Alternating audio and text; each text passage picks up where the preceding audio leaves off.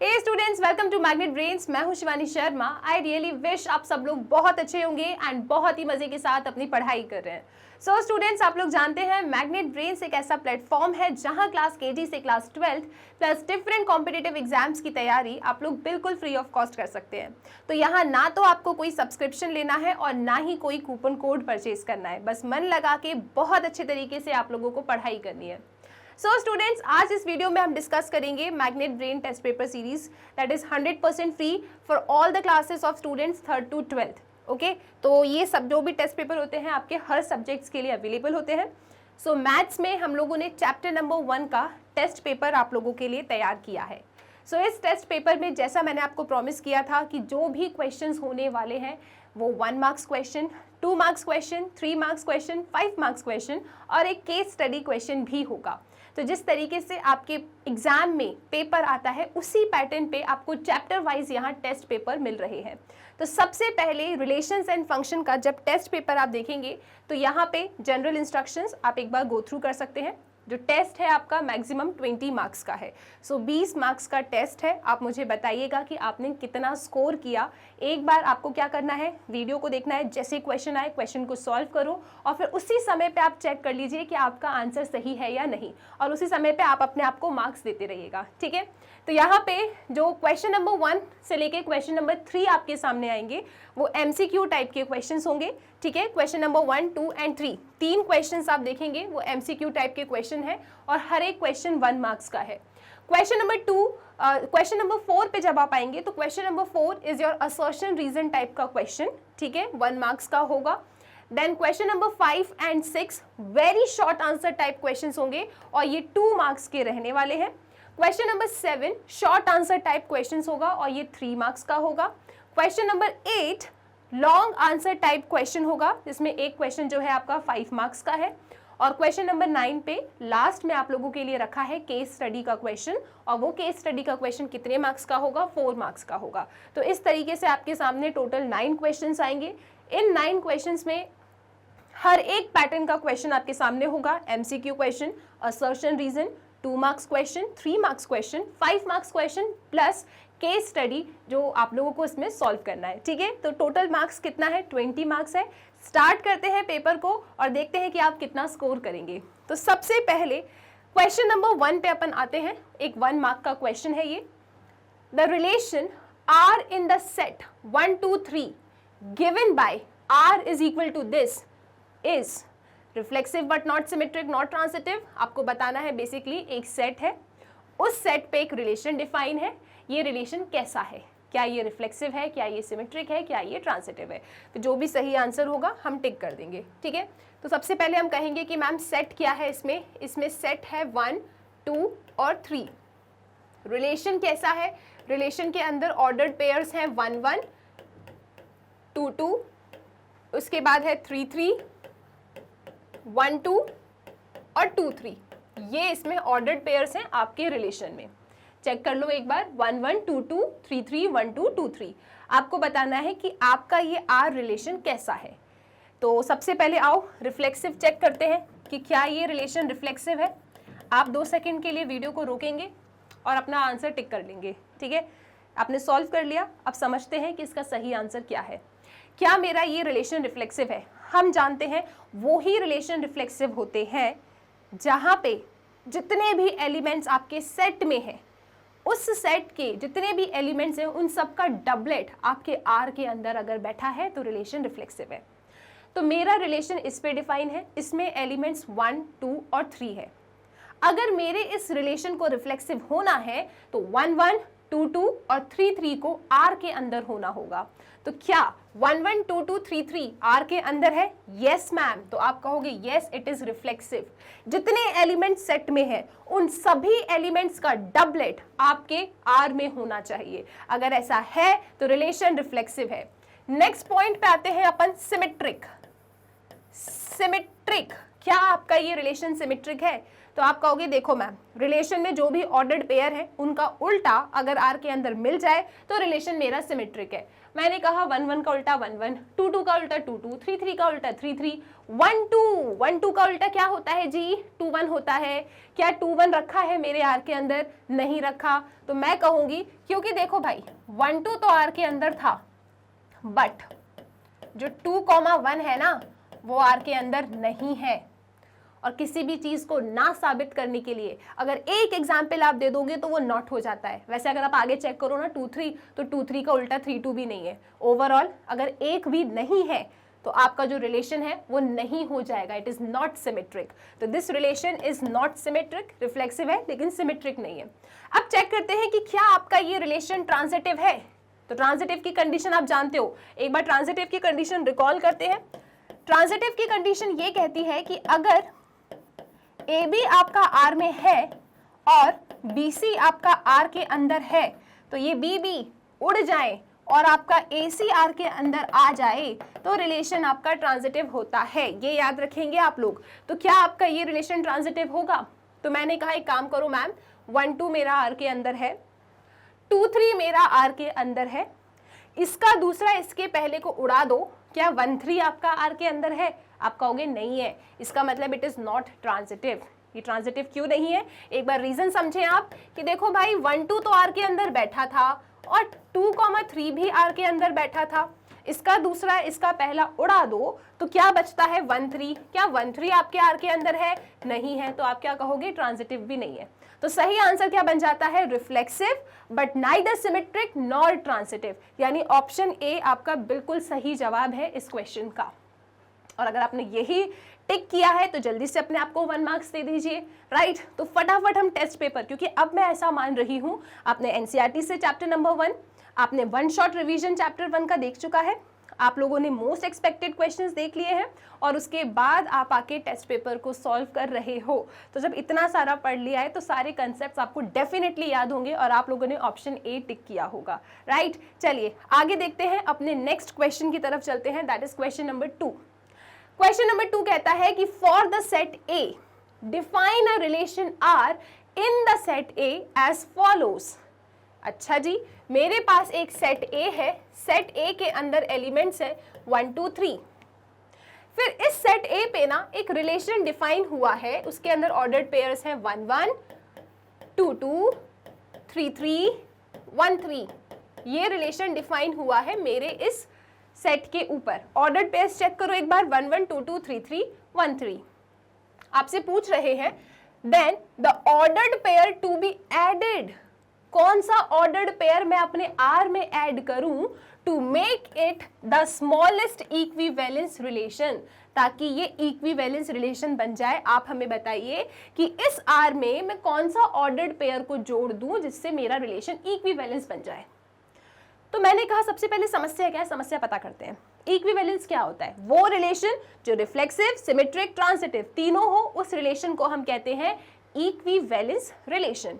तो मैंने कहा देखिए जी, रिफ्लेक्सिव तो ये है ना, सेट है मेरा 1 2 3, 1 2 3 एलिमेंट्स इसके अंदर। अगर इसको रिफ्लेक्सिव होना था तो 1 1 2 2 3 3 को आर में होना था। मैम 1 1 2 2 3 3 तो ऑलरेडी आर में है, तो रिफ्लेक्सिव में तो कोई प्रॉब्लम नहीं है। फिर बात करते हैं सिमेट्रिक। सिमेट्रिक क्या कहता है कि अगर 1 3 आपका आर के अंदर बैठा है तो उसका उल्टा भी तो होना चाहिए ना, मुझे इसे इक्विवेलेंस बनाना है। इक्विवेलेंस का मतलब होता है रिफ्लेक्सिव, सिमेट्रिक, ट्रांजिटिव। रिफ्लेक्सिव तो ये है, लेकिन क्या ये सिमेट्रिक है? नहीं है सिमेट्रिक। क्यों? 1 3 तो आर में है, लेकिन 1 3 का उल्टा तो आर में है नहीं। तो आप कहोगे देखो मैम 3 1 को जोड़ दो आप, इसमें अगर आपने 3 1 को जोड़ दिया ना तो ये सिमेट्रिक बन जाएगा, बाकी सब तो ठीक है, 3 1 जोड़ दो। मैंने कहा ओके जी, सिमेट्रिक तो बन गया। क्या ये ट्रांजिटिव है?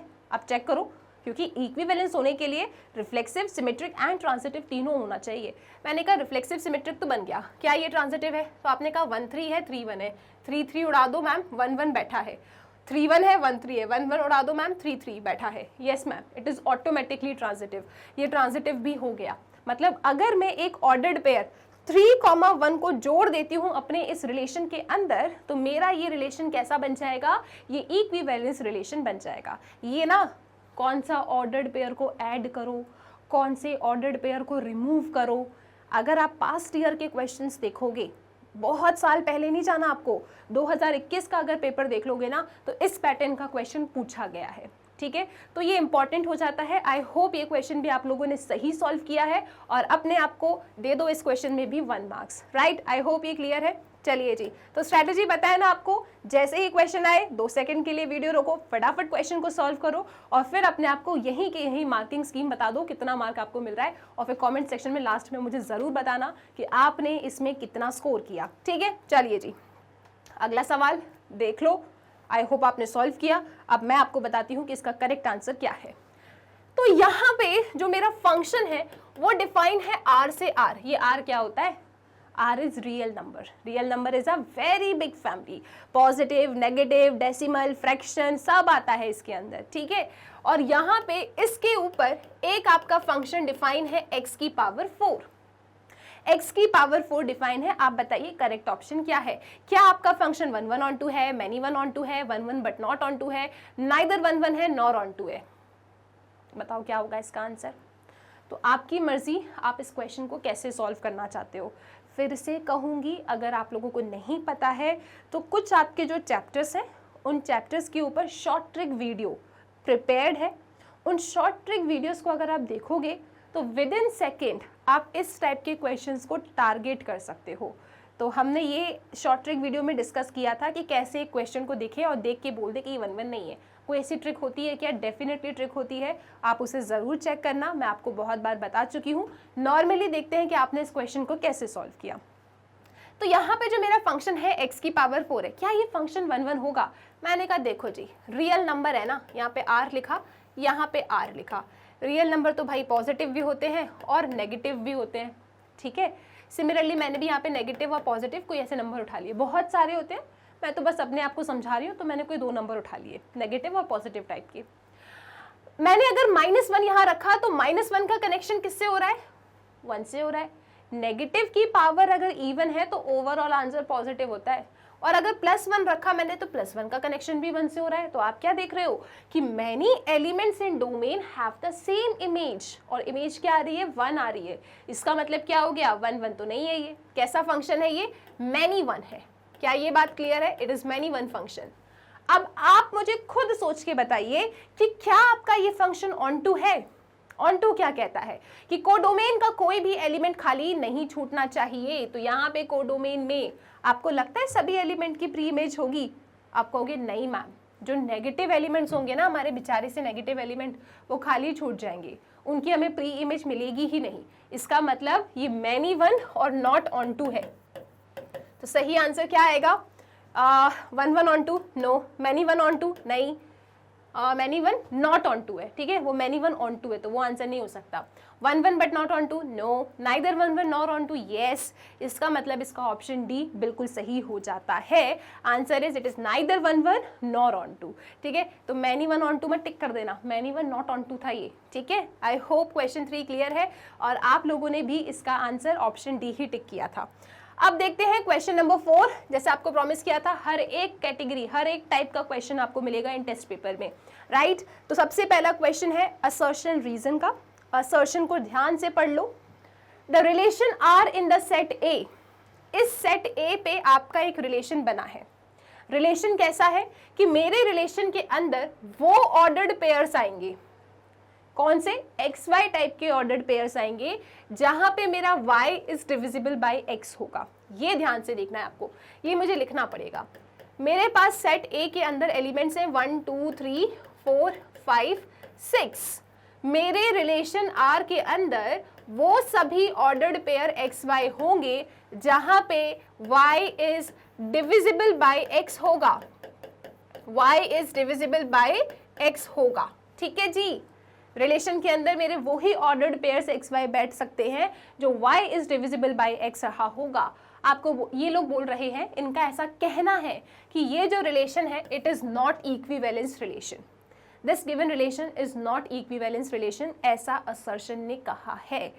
तो हम भी चेक कर लेंगे सही कहा है या गलत कहा है। एक बार रीजन को चेक करो, रीजन क्या कह रहा है, the relation R will be equivalence relation if it is reflexive, symmetric and transitive. ये बात तो बिल्कुल सही बात है, कोई भी रिलेशन इक्विवेलेंस तब होता है जब वो रिफ्लेक्सिव, सिमेट्रिक और ट्रांसिटिव हो। आपके अकॉर्डिंग इस क्वेश्चन का सही आंसर क्या है, जल्दी से बताइए। तो आप लोग कह रहे हो कि इसका आंसर ए है, तो ठीक है चलो चेक कर लेते हैं। ए कहता है कि A is true, R is true और R is the correct explanation for A. तो लेट्स चेक, कोई डाउट नहीं है आर तो ट्रू है। अब ये ए ट्रू है या नहीं ये मुझको चेक करना पड़ेगा। तो मैंने कहा देखो भाई, ये जो रिलेशन है ना मेरा, डेफिनेटली रिफ्लेक्सिव होगा without a shadow of doubt, 100% reflexive होगा। क्योंकि रिफ्लेक्सिव ये कहता है कि जो भी सेट के अंदर एलिमेंट्स है उसका डबलेट होना चाहिए आर के अंदर। और मैंने कहा कि कोई भी रिलेशन के अंदर ऑर्डर्ड पेयर तभी आ रहा है जब y is divisible bye x रहा हो। तो मैंने अगर 1 आर में बिठाया तो गलत नहीं बिठाया, बिल्कुल बैठेगा 1 आर में। क्यों? क्योंकि 1 इज डिविजिबल बाय 1 है ना, y is divisible bye x होगा तो आर के अंदर आ जाएगा। मैंने कहा 2, 2 भी ले लो, तो यहाँ पे 2 इज डिविजिबल बाय 2, कुछ गलत है क्या? नहीं मैम। ऐसे आप 3, 3 लो, ये भी डिविजिबल होगा 3 से। अब 4, 4 ले लीजिए, अब 5, 5 ले लीजिए, अब 6, 6 ले लीजिए, सब के सब डिविजिबल होंगे। मतलब without a shadow of doubt मैं क्या कह रही हूँ, दिस इज रिफ्लेक्सिव। रिफ्लेक्सिव तो ये है, सही बात है। अब सिमेट्रिक की बात करते हैं, क्या ये सिमेट्रिक होगा? आप बताइए जरा, क्या आपको लगता है ये रिलेशन सिमेट्रिक होगा? तो एक काम करते हैं, हम सोचते हैं, एक ऐसा ऑर्डर्ड पेयर लो जैसे 2, 6 मैं लेके चल रही हूँ, बताना सही लेके चल रही हूँ या गलत लेके चल रही हूँ। मैंने कहा 2, 6 बिलोंग्स टू आर, गलत का है क्या? नहीं मैम ठीक का है ना, सेकंड वाला इज डिविजिबल बाय फर्स्ट। तो 2, 6 आर में मतलब definitely 6 is divisible by 2, all good है ना। आप लिख दोगे yes this implies 6 is divisible by 2। ये बताओ मुझे, क्या 6, 2 आर के अंदर मिलेगा? आप लोगों को ये बताना है आपको, क्या 6, 2 आर के अंदर मिलेगा? आप कहोगे नहीं मिलेगा मैम, क्योंकि कोई भी ऑर्डर्ड पेयर आर के अंदर तभी आता जब दूसरा वाला पहले वाले से डिविजिबल हो।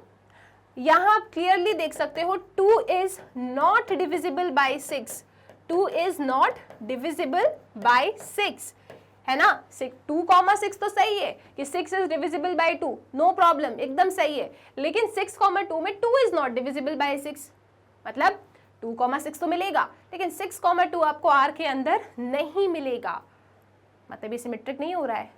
ठीक है जी, रिफ्लेक्सिव है, सिमेट्रिक नहीं है।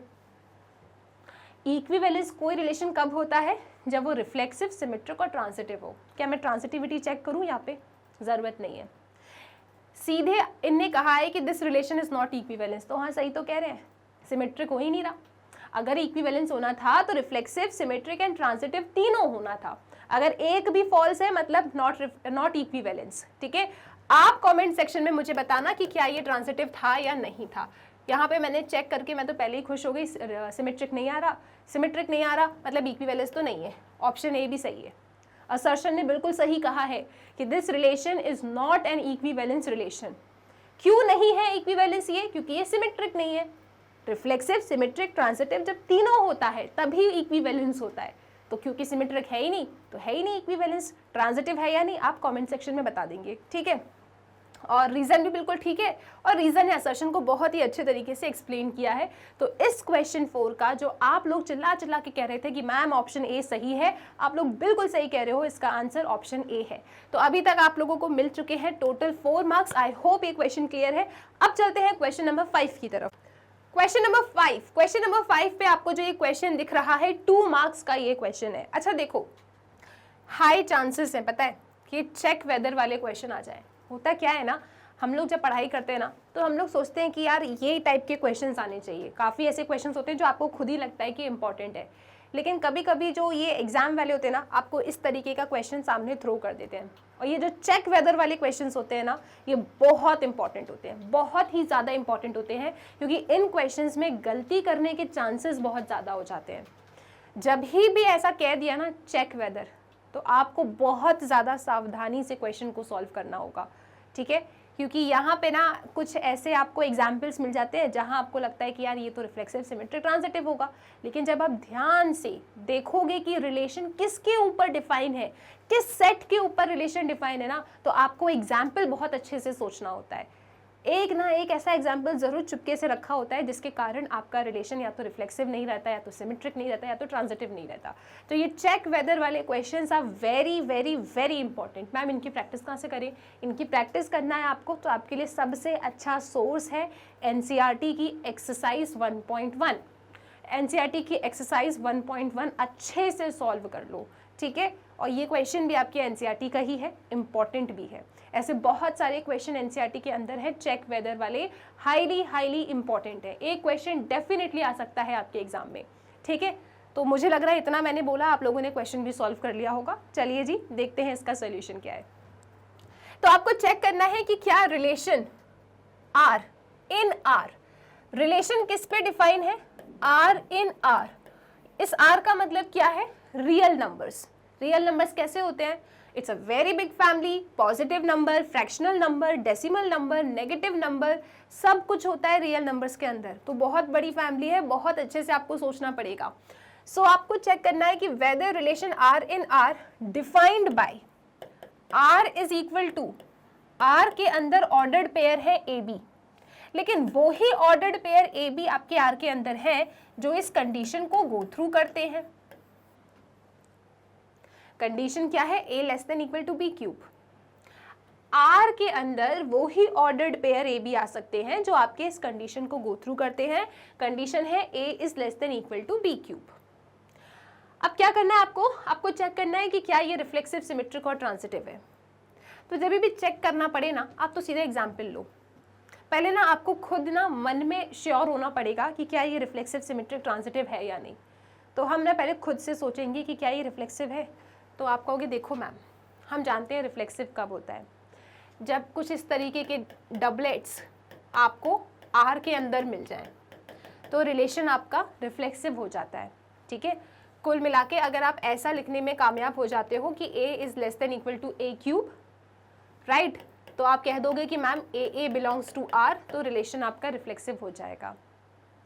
तो ठीक है मैम, चेक कर लेते हैं, इसमें कौन सी टेंशन की बात है। अभी जब भी चेक वाले क्वेश्चन है ना, कभी अपने आंसर को फेयरली लिखने मत बैठना, पहले रफ वर्क में पेंसिल उठा के सोच लेना एग्जाम्पल्स, ठीक है। अगर डायरेक्टली सॉल्व करोगे हाई चांसेस से गलत कर दोगे, इसीलिए पहले रफ वर्क में एग्जाम्पल्स आप खुद सोचो, खुद कंफर्म हो जाओ, उसके बाद जाके सोल्यूशन लिखना इसमें। तो मैं समझ गई रिफ्लेक्सिव की कंडीशन क्या है। तो आपने कहा ठीक है मैम, चलिए एक एलिमेंट हम 2,2 ले लेते हैं मैम, ठीक है। क्या 2 less than equal to 2 cube है? हाँ ma'am, 2 less than equal to 8 है। बिल्कुल मैम, ये आर के अंदर बैठेगा, डेफिनेटली बैठेगा मैम ये आर के अंदर। अच्छा, 3,3 ले ले? हाँ मैम ले लो ना, 3 less than equal to 3 cube होगा मैम, बैठेगा आर के अंदर। फिर आपने मान लो और एग्जाम्पल सोचे, 4,4 डेफिनेटली आ रहा है, ये भी आर के अंदर। आपने 1,1 सोचा, ये भी आर के अंदर आ रहा है। आप बोलोगे मैम इतने सारे एग्जाम्पल सोच लिए, लिख देते हैं ना रिफ्लेक्सिव है, 100% इट इज रिफ्लेक्सिव। और जैसे ही आपने रिफ्लेक्सिव लिख दिया, वैसे ही आपका क्वेश्चन गलत हो जाएगा, क्योंकि आपको देखना है कि रिलेशन कौन से सेट पे डिफाइन है।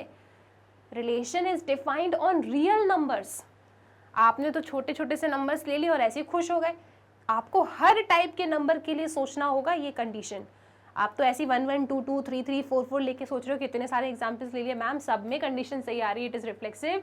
लेकिन नहीं, आपका रिलेशन आर पे डिफाइन है, आर इज रियल नंबर। सोचो डिफरेंट टाइप के नंबर्स। मान लो अगर आपने ऐसा कोई नंबर ले लिया, सपोज 1/2, आप मुझे बता सकते हैं कि क्या 1/2 आर के अंदर है? क्या 1/2 आर के अंदर होगा? आप कहोगे देखो मैम, किसी को भी अगर आर के अंदर आना है तो कंडीशन को गो थ्रू करना होगा, एंड कंडीशन इज कि 1/2 should be less than equal to 1/2 का क्यूब, मतलब 1/2 should be less than equal to 1/8। लेकिन 1/2 1/8 से छोटा नहीं होता है, 1/8 1/2 से बड़ा नहीं होता है। कैलकुलेटर निकाल के डिवाइड करके चेक कर लो 1/2 की वैल्यू क्या आ रही है, 1/8 की वैल्यू क्या आ रही है। 1/2 is not less than equal to 1/8, ठीक है।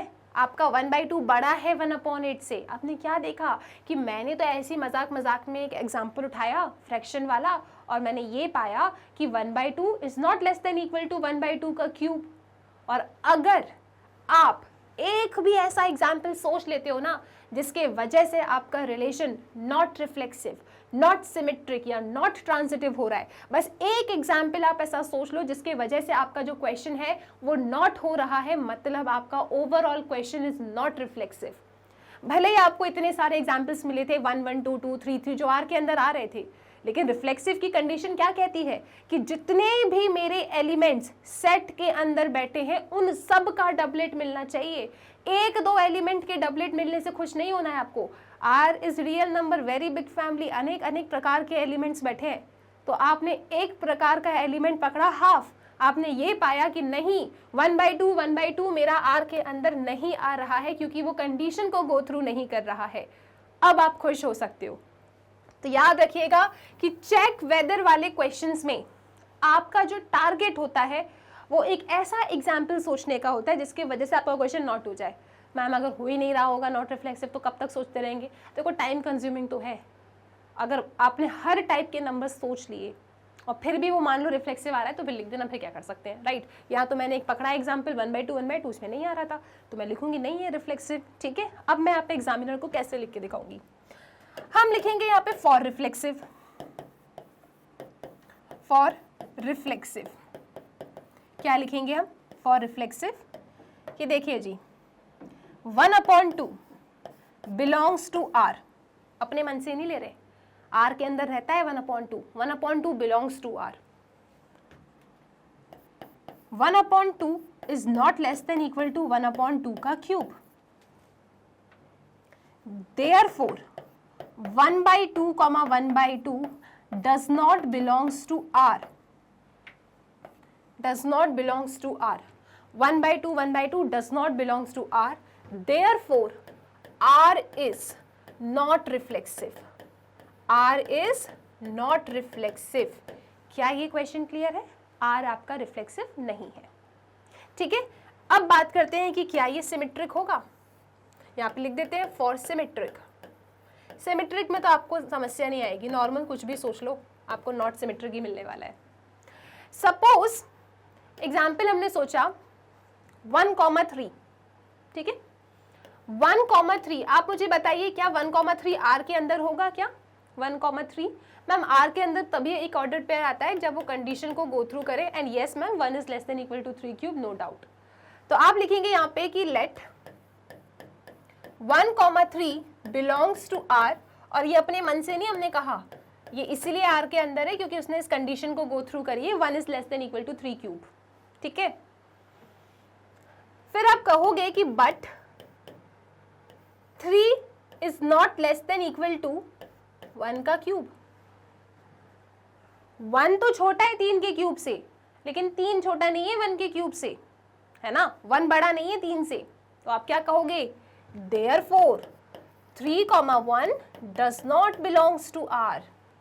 1,3 तो बैठ रहा है आर के अंदर क्योंकि कंडीशन लग रही है 1 is less than equal to 3 cube, लेकिन 3,1 आर के अंदर नहीं है क्योंकि कंडीशन फिट नहीं हो रही है। 3 is not less than equal to 1, ठीक है। आपका 1 3 से कब से बड़ा होने लग गया? नहीं है बड़ा, तो आप कहोगे R is not symmetric. R is not symmetric. तो देखो जी नॉट सिमेट्रिक निकला ये, ओके। रिफ्लेक्सिव भी नहीं है, सिमेट्रिक भी नहीं है। अब बात करते हैं कि क्या ये ट्रांजिटिव है। सोच समझ के आपको आंसर देना होगा। ट्रांजिटिव वाला ना बहुत भ्रमित करता है, ट्रांजिटिव वाला बहुत परेशान करता है, लगता है कि हाँ ट्रांजिटिव है, लेकिन जब आप अच्छे से सोचोगे ना तो ट्रांजिटिव नहीं निकलता है। तो ये चेक वाले क्वेश्चन देखो आपके ना एग्जाम में ऑप्शंस भी आते हैं, ठीक है। तो अगर आपके पास ऐसा कोई ऑप्शन होता है कि चेक वाला क्वेश्चन हो और प्रूव वाला क्वेश्चन हो, तो एज अ स्टूडेंट अगर मैं होती तो प्रूव वाले क्वेश्चन को सॉल्व करती, क्योंकि चेक वाले क्वेश्चन में ना एक दुविधा लगी रहती है और टाइम कंज्यूमिंग भी ज़्यादा होता है। अगर आपको आता है आंसर तो अच्छा है, चेक वाला ही करना, प्रूफ में क्यों फंसोगे। और अगर आपको लगता है कि नया क्वेश्चन है, पहली बार देखा है, टाइम बहुत लगेगा इस क्वेश्चन में, तो प्रूफ वाले क्वेश्चन को सॉल्व करो। प्रूफ वाले क्वेश्चन को सॉल्व करने के 2 एडवांटेज होते हैं। पहला एडवांटेज जल्दी सॉल्व हो जाता है, दूसरा एडवांटेज कि आपको दोबारा चेक नहीं करना पड़ता कि आपने सही किया है या गलत। क्योंकि प्रूफ में बोल देते हैं ना ये लेकर आना है और वो आ जाता है, मतलब सही है क्वेश्चन, तो आपको 2 एडवांटेज मिलते हैं प्रूफ वाले क्वेश्चन में। ठीक है, अब चलते हैं फॉर ट्रांसिटिव, लेकिन यहाँ मैंने आपको कोई ऑप्शन नहीं दिया, आपको तो सब सॉल्व करना है। फॉर ट्रांसिटिव तो हम सोचते हैं पहले खुद से एग्जाम्पल। देखो हमेशा ना ऐसे एग्जाम्पल सोचना जो नॉट साबित हो रहे हो। आपको अनेक एग्जाम्पल मिलेंगे जिसकी वजह से ये ट्रांजिटिव हो रहा होगा, लेकिन हमको वो एग्जाम्पल्स नहीं लेना। भले 2 मिनट 4 मिनट 5 मिनट लगा दो, लेकिन सही लिख के आना है। तो सपोज मैंने एक एग्जाम्पल लिया 10,3 बिलोंग्स टू आर, और मैंने तो इस क्वेश्चन को काफ़ी बार सॉल्व किया तो मुझे याद है। ठीक है, आपको एनसीईआरटी में भी कराया था, तब भी यही एग्जाम्पल दिया होगा। तो 10,3 बिलोंग्स टू आर। ठीक है, 10,3 आर के अंदर है, चेक कर लो। हाँ ना, बिल्कुल है। 10 is less than equal to 3 cube ma'am, कोई दुविधा ही नहीं है हमको इसमें। 10,3 डेफिनेटली आर के अंदर होगा, क्योंकि 10 is less than equal to 3 cube है। 3 का क्यूब मतलब 27, 27 बड़ा है 10 से, बिल्कुल बात सच है। अच्छा जी, ऑल्सो लेट करो आप क्या कि 3,2 बिलोंग्स टू आर। इसमें किसी को कोई टेंशन, क्या 3,2 आर के अंदर होगा? हाँ मैम डेफिनेटली है ना। देखो ना, 3 is less than equal to 2 cube, 2 का क्यूब मतलब 8, 8 बड़ा है 3 से। इसका दूसरा इसका पहला सेम है, ये दोनों उड़ जाएं, और अगर आपने साबित कर दिया कि 10,2 आपके आर के अंदर है तो ये ट्रांजिटिव हो जाएगा। लेकिन अगर 10,2 आर के अंदर नहीं आया तो ये नॉट ट्रांजिटिव हो जाएगा। तो चेक कर लेते हैं। ये दोनों चले गए। आप देखिए जरा, क्या 10 छोटा है 3 के क्यूब से? ठीक है, 3 छोटा है 2 के क्यूब से, 10 आपका छोटा नहीं होगा 2 के क्यूब से। चेक कर लो आप, ये उड़ जाए। अगर इन दोनों में रिलेशन बन गया, रिलेशन कब बनेगा? जब इस कंडीशन को गो थ्रू करेगा। अगर रिलेशन बन गया तो आपका ऑर्डर्ड पेयर आर में होगा। लेकिन मैंने कहा ये दोनों उड़ गए। 10 is not less than equal to 2 cube, क्योंकि 2 का क्यूब तो 8 होता है और 8 बड़ा नहीं होता 10 से। तो आप क्या कहेंगे? दिस इम्प्लाइज, क्या इम्प्लाई करता है ये कि 10,2 does not belongs to R. इसका मतलब क्या हो गया जी? R is not transitive. R आपका ट्रांजिटिव नहीं है, आर इज नॉट ट्रांजिटिव। तो इनने कहा था चेक करो, हमने कहा देखो ना तो रिफ्लेक्सिव है, ना ही सिमेट्रिक है, और ना ही ट्रांजिटिव है। तो इस तरीके से मैं आपसे कह रही हूँ, चेक वाले क्वेश्चन में भले ही 5 मिनट लगाओ, 6 मिनट लगाओ, अगर इतना टाइम लगाया है आपने इस क्वेश्चन में तो सही करके आना। ठीक है, अदरवाइज अगर ऑप्शन में प्रूफ वाला क्वेश्चन है, गो फॉर प्रूफ वाला क्वेश्चन, क्योंकि वो टाइम कंज्यूमिंग नहीं होता, जल्दी से सॉल्व हो जाता है। ठीक है, सो आई होप ये क्लियर है। हमने देखे एग्जाम्पल्स। हाँ, 1 less than equal to 3 cube था, लेकिन 3 less than equal to 1 cube नहीं है, 3 तो बड़ा होता है। 10 less than equal to 3 cube है, 3 less than equal to 2 cube है, लेकिन 10 less than equal to 2 cube नहीं है, तो it is not transitive. Right, तो ये क्वेश्चन मेरा ना तो रिफ्लेक्सिव है, ना ही सिमेट्रिक है, ना ही ट्रांजिटिव है। अगर आपने यही आंसर लिखा है, देखो एग्जाम्पल आप अलग ले सकते हो, ये मैं सोचना कि मैम यही लिखें क्या, नहीं, सोचो आराम से। अगर आपने अलग एग्जाम्पल लिया है, सही प्रूव किया है कि हाँ रिफ्लेक्सिव नहीं है, सिमेट्रिक नहीं है, ट्रांजिटिव नहीं है, तो आपको पूरे 2 मार्क्स मिल जाएंगे। ठीक है, सो 2 मार्क्स का क्वेश्चन है, बड़ा ही प्यारा क्वेश्चन है।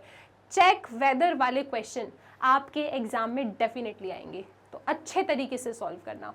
अब चलते हैं अगले सवाल पे, that is question number 6। Question number 6 भी आपका 2 मार्क्स का क्वेश्चन है।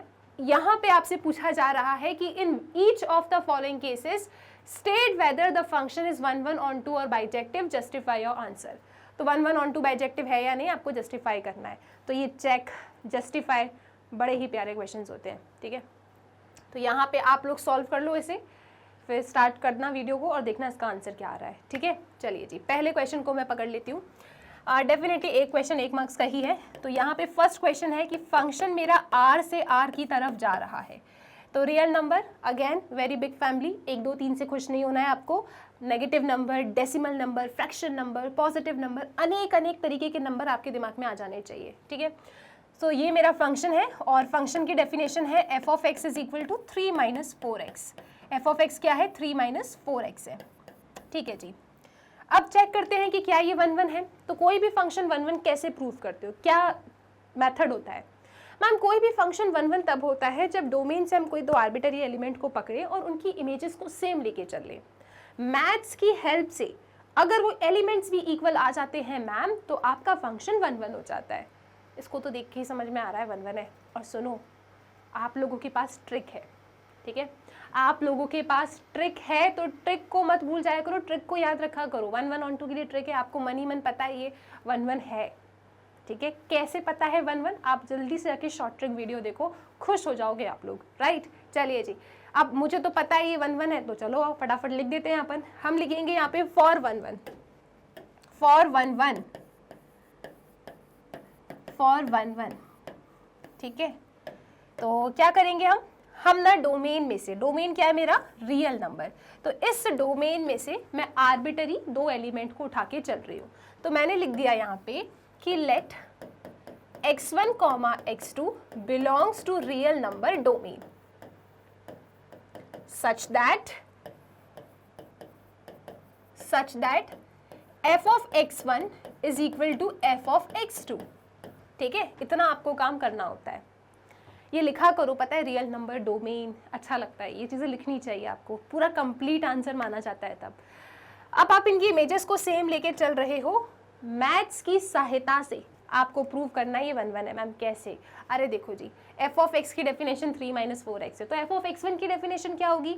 x को रिप्लेस कर दो x1 से, तो ये निकल के आएगा 3 - 4x1 is equal to 3 - 4x2। 3 से 3 उड़ गया, माइनस से माइनस उड़ गया, 4 से 4 उड़ गया, x1 इक्वल टू x2 आ गया। इमेजेस सेम थी, एलिमेंट भी सेम आ गए, तो f क्या हो गया आपका? f इज 1 1, ठीक है जी। और ट्रिक क्या थी कमेंट सेक्शन में प्लीज बताइएगा मुझे, ठीक है। आप लोगों के लिए हेल्पफुल है ये। चेक वाले क्वेश्चन, जस्टिफाई वाले क्वेश्चन में आप 2 सेकंड में ट्रिक लगा के पता कर लोगे, मन ही मन श्योर हो जाओगे, फिर जाके सब्जेक्टिव में आंसर लिख के आ जाना, ठीक है। आपको पता होगा आपने सही सॉल्व किया है, राइट। चलिए जी, 1 1 हो गया। अब बात करते हैं क्या ये ऑन टू है। मैम आपने ऑन टू की भी ट्रिक बताई है क्या? हाँ मैंने ऑन टू की भी ट्रिक बताई है, तो आप उसे भी चेक ज़रूर करें। अब चेक करते हैं कि क्या मेरा ये फंक्शन ऑन टू है। तो आ जाइए, क्या करते हैं ऑन टू में। ऑन टू में फॉर ऑन टू यहाँ लिख देती हूँ मैं। सबसे पहली जो स्टेप होती है दैट इज कोडोमेन का आप एलिमेंट उठाते हो, ठीक है। तो आप लिखते हैं यहाँ पे let y belongs to real number codomain, ऐसा लिख दिया करो, डोमेन कोडोमेन। मेरी कोडोमेन क्या है यहाँ पे? रियल नंबर से। तो मैंने कोडोमेन में से एक y को उठा लिया, ठीक है। फंक्शन था मेरे पास f of x is equal to 3 - 4x। f of x की जगह पे हम लिखेंगे y, सो ये बनेगा 3 - 4x। x in terms of y लिख देंगे अपन, तो क्या निकल के आएगा ये? y - 3 is equal to -4x, मतलब कि 3 - y upon 4 is equal to x। मुझे x की वैल्यू क्या मिल रही है? x की वैल्यू मिल रही है 3 - y अपॉन 4। चेक कर लो जल्दी से एक बार।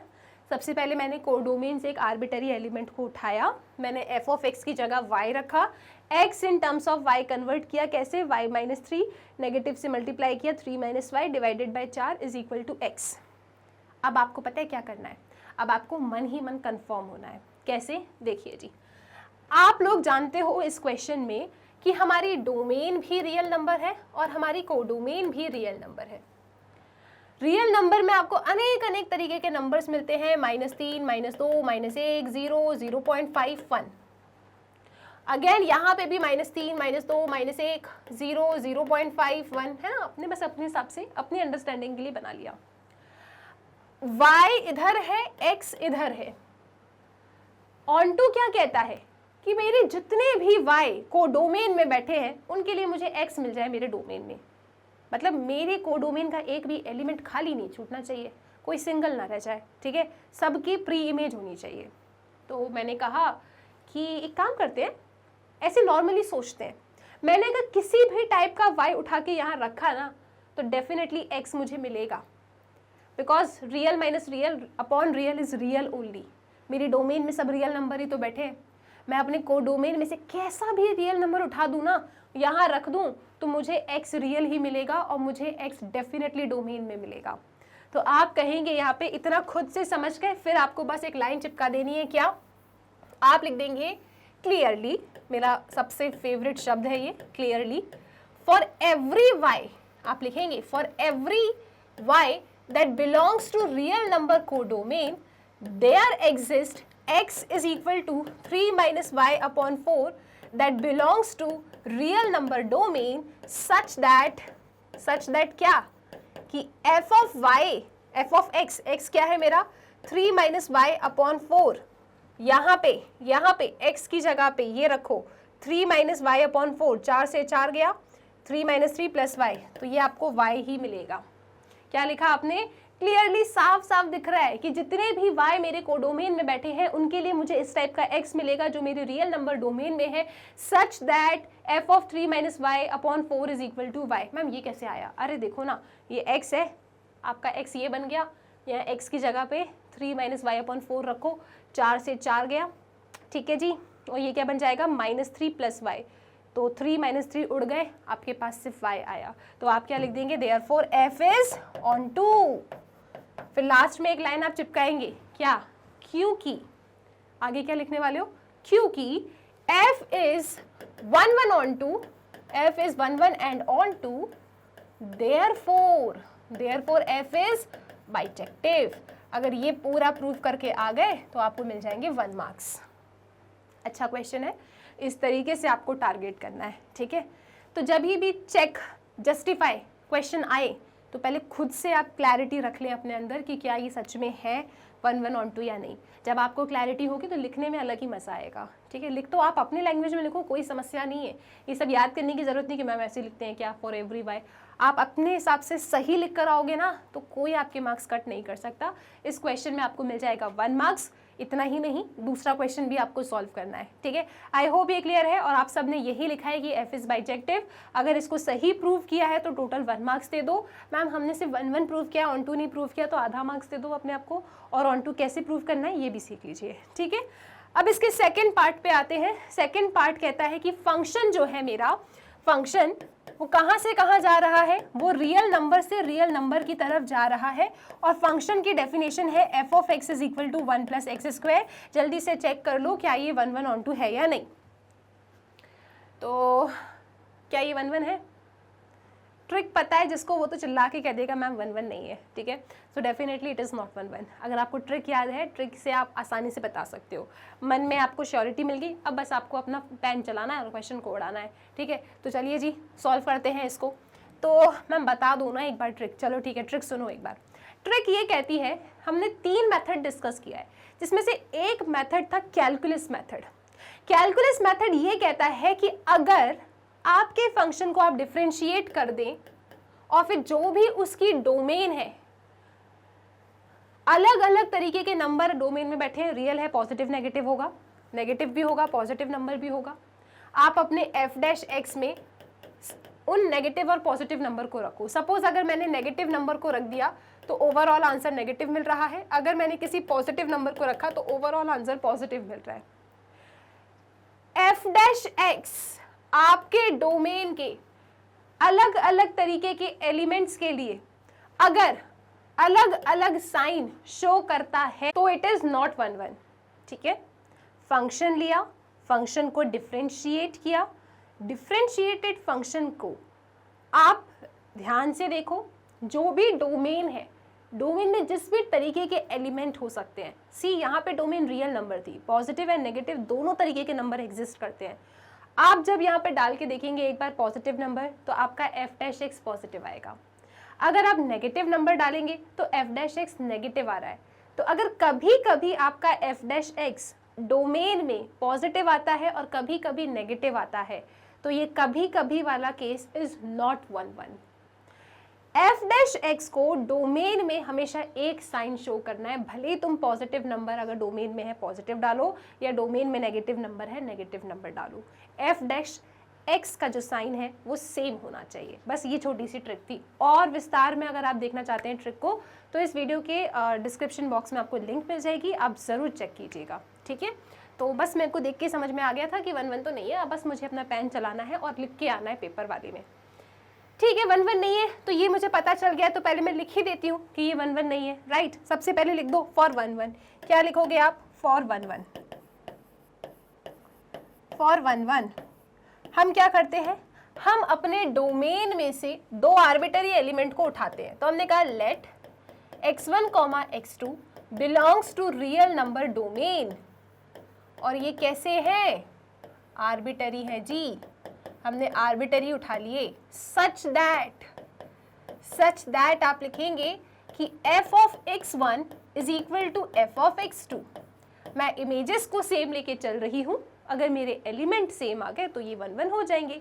तो मैंने कहा ठीक है जी, f ऑफ x ये तो f ऑफ x1 क्या होगा 1 प्लस x1 का स्क्वायर, f ऑफ x2 क्या होगा 1 प्लस x2 का स्क्वायर, 1 1 उड़ गए, ठीक है ना।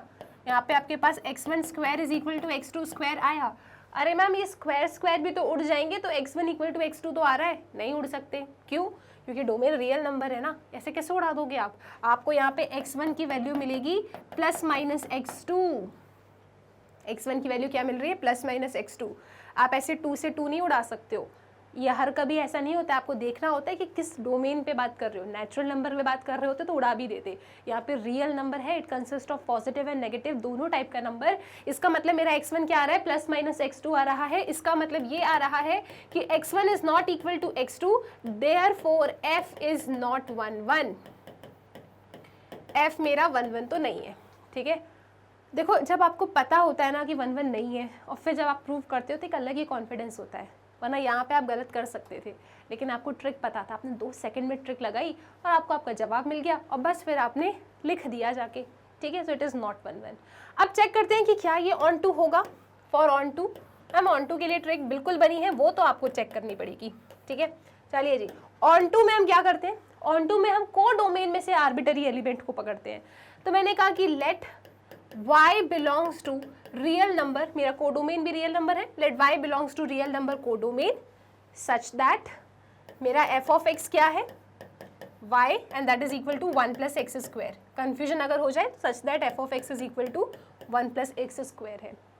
स्टेप ये कहती है कि f ऑफ x को y रखो, सो y is equal to 1 plus x square. x in terms of y लिख दो, तो यहाँ पे शिफ्ट करोगे तो y minus 1 is equal to x square. Square हटाओगे तो x की वैल्यू आ रही है plus minus under root y minus 1। अब क्या करना है, अब आपको डायग्राम बनाना है। तो डायग्राम ना मैं आपको यहाँ पे समझा देती हूँ, फिर हम आंसर लिख देंगे। x इज इक्वल टू क्या है अपने पास, x इज इक्वल टू अपने पास है, आप लिखेंगे यहाँ पे हमारे पास x इज इक्वल टू आया है plus minus under root y minus 1। Check कर लो कहाँ है, x is equal to plus minus under root y minus 1। मैंने कहा कि अगर मैं डायग्राम के थ्रू इसको समझने की कोशिश करूँ ना, तो देखिए जी, डोमेन भी रियल नंबर थी, कोडोमेन भी रियल नंबर थी। रियल नंबर कोई भी कहते हैं ना, पॉजिटिव नेगेटिव डेसिमल फ्रैक्शन सब तरीके के नंबर आपके दिमाग में आ जाने चाहिए। तो आपने लिखा यहाँ पे -2, -1, 0, 0.5, 1, 2 so on. Similarly so on यहाँ पे भी है ना, -2, -1, 0, 0.5, 1, 2 एंड सो ऑन। आप जानते हैं यहाँ पे x होता है डोमेन में और कोडोमेन में y होता है। मेरा जो फंक्शन है r से r की तरफ जा रहा है। कोई भी फंक्शन ऑन टू तब कहलाता है जब मेरे कोडोमेन के अंदर जितने भी एलिमेंट्स बैठे हैं उन सब एलिमेंट्स की प्री इमेज डोमेन में मिल जाए, ठीक है। तो मेरे कोडोमेन में तो नेगेटिव नंबर भी बैठा है। सपोज मैंने y को -1 ले लिया, y को अगर यहाँ पे -1 रख दिया ना, तो x मुझे क्या मिलेगा। अगर मैंने, समझना आप लोग, x is equal to plus minus under root y की जगह अगर मैंने -1 रख दिया तो मुझे क्या मिल रहा है, अंडर रूट -2। और x कैसा हो सकता है, x बिलोंग करता है डोमेन रियल नंबर में। रियल नंबर में ऐसे नंबर कभी देखे हैं क्या आपने। मैम ये नंबर को कहते क्या है, इन नंबर को कहते हैं कॉम्प्लेक्स नंबर्स। ये आपके इमेजिनरी नंबर्स हैं, under root -2, it's not a real number. मतलब ये जो भी मेरे नेगेटिव नंबर बैठे हैं ना कोडोमेन में, उन बेचारों के लिए मुझे कोई प्री इमेज नहीं मिल सकती मेरे डोमेन में, because these negative number will form complex number and complex number does not belongs to real number. ये अलग अलग हैं। तो आप कह दोगे ठीक है जी, इसका मतलब मेरे कुछ ऐसे नंबर छूट जाएंगे कोडोमेन में जिनके लिए मुझे प्री इमेज नहीं मिलेगी, मतलब फंक्शन मेरा ऑन टू नहीं है। अब लिखोगे कैसे, आप लिखेंगे क्लियरली। सबसे प्यारा शब्द मैथ्स का, क्या लिखोगे, क्लियरली। देयर एग्जिस्ट, ये उल्टा ई क्यों लिख दिया, इस उल्टे ई को देयर एग्जिस्ट कहते हैं। There exist some y that belongs to real number codomain for which there does not exist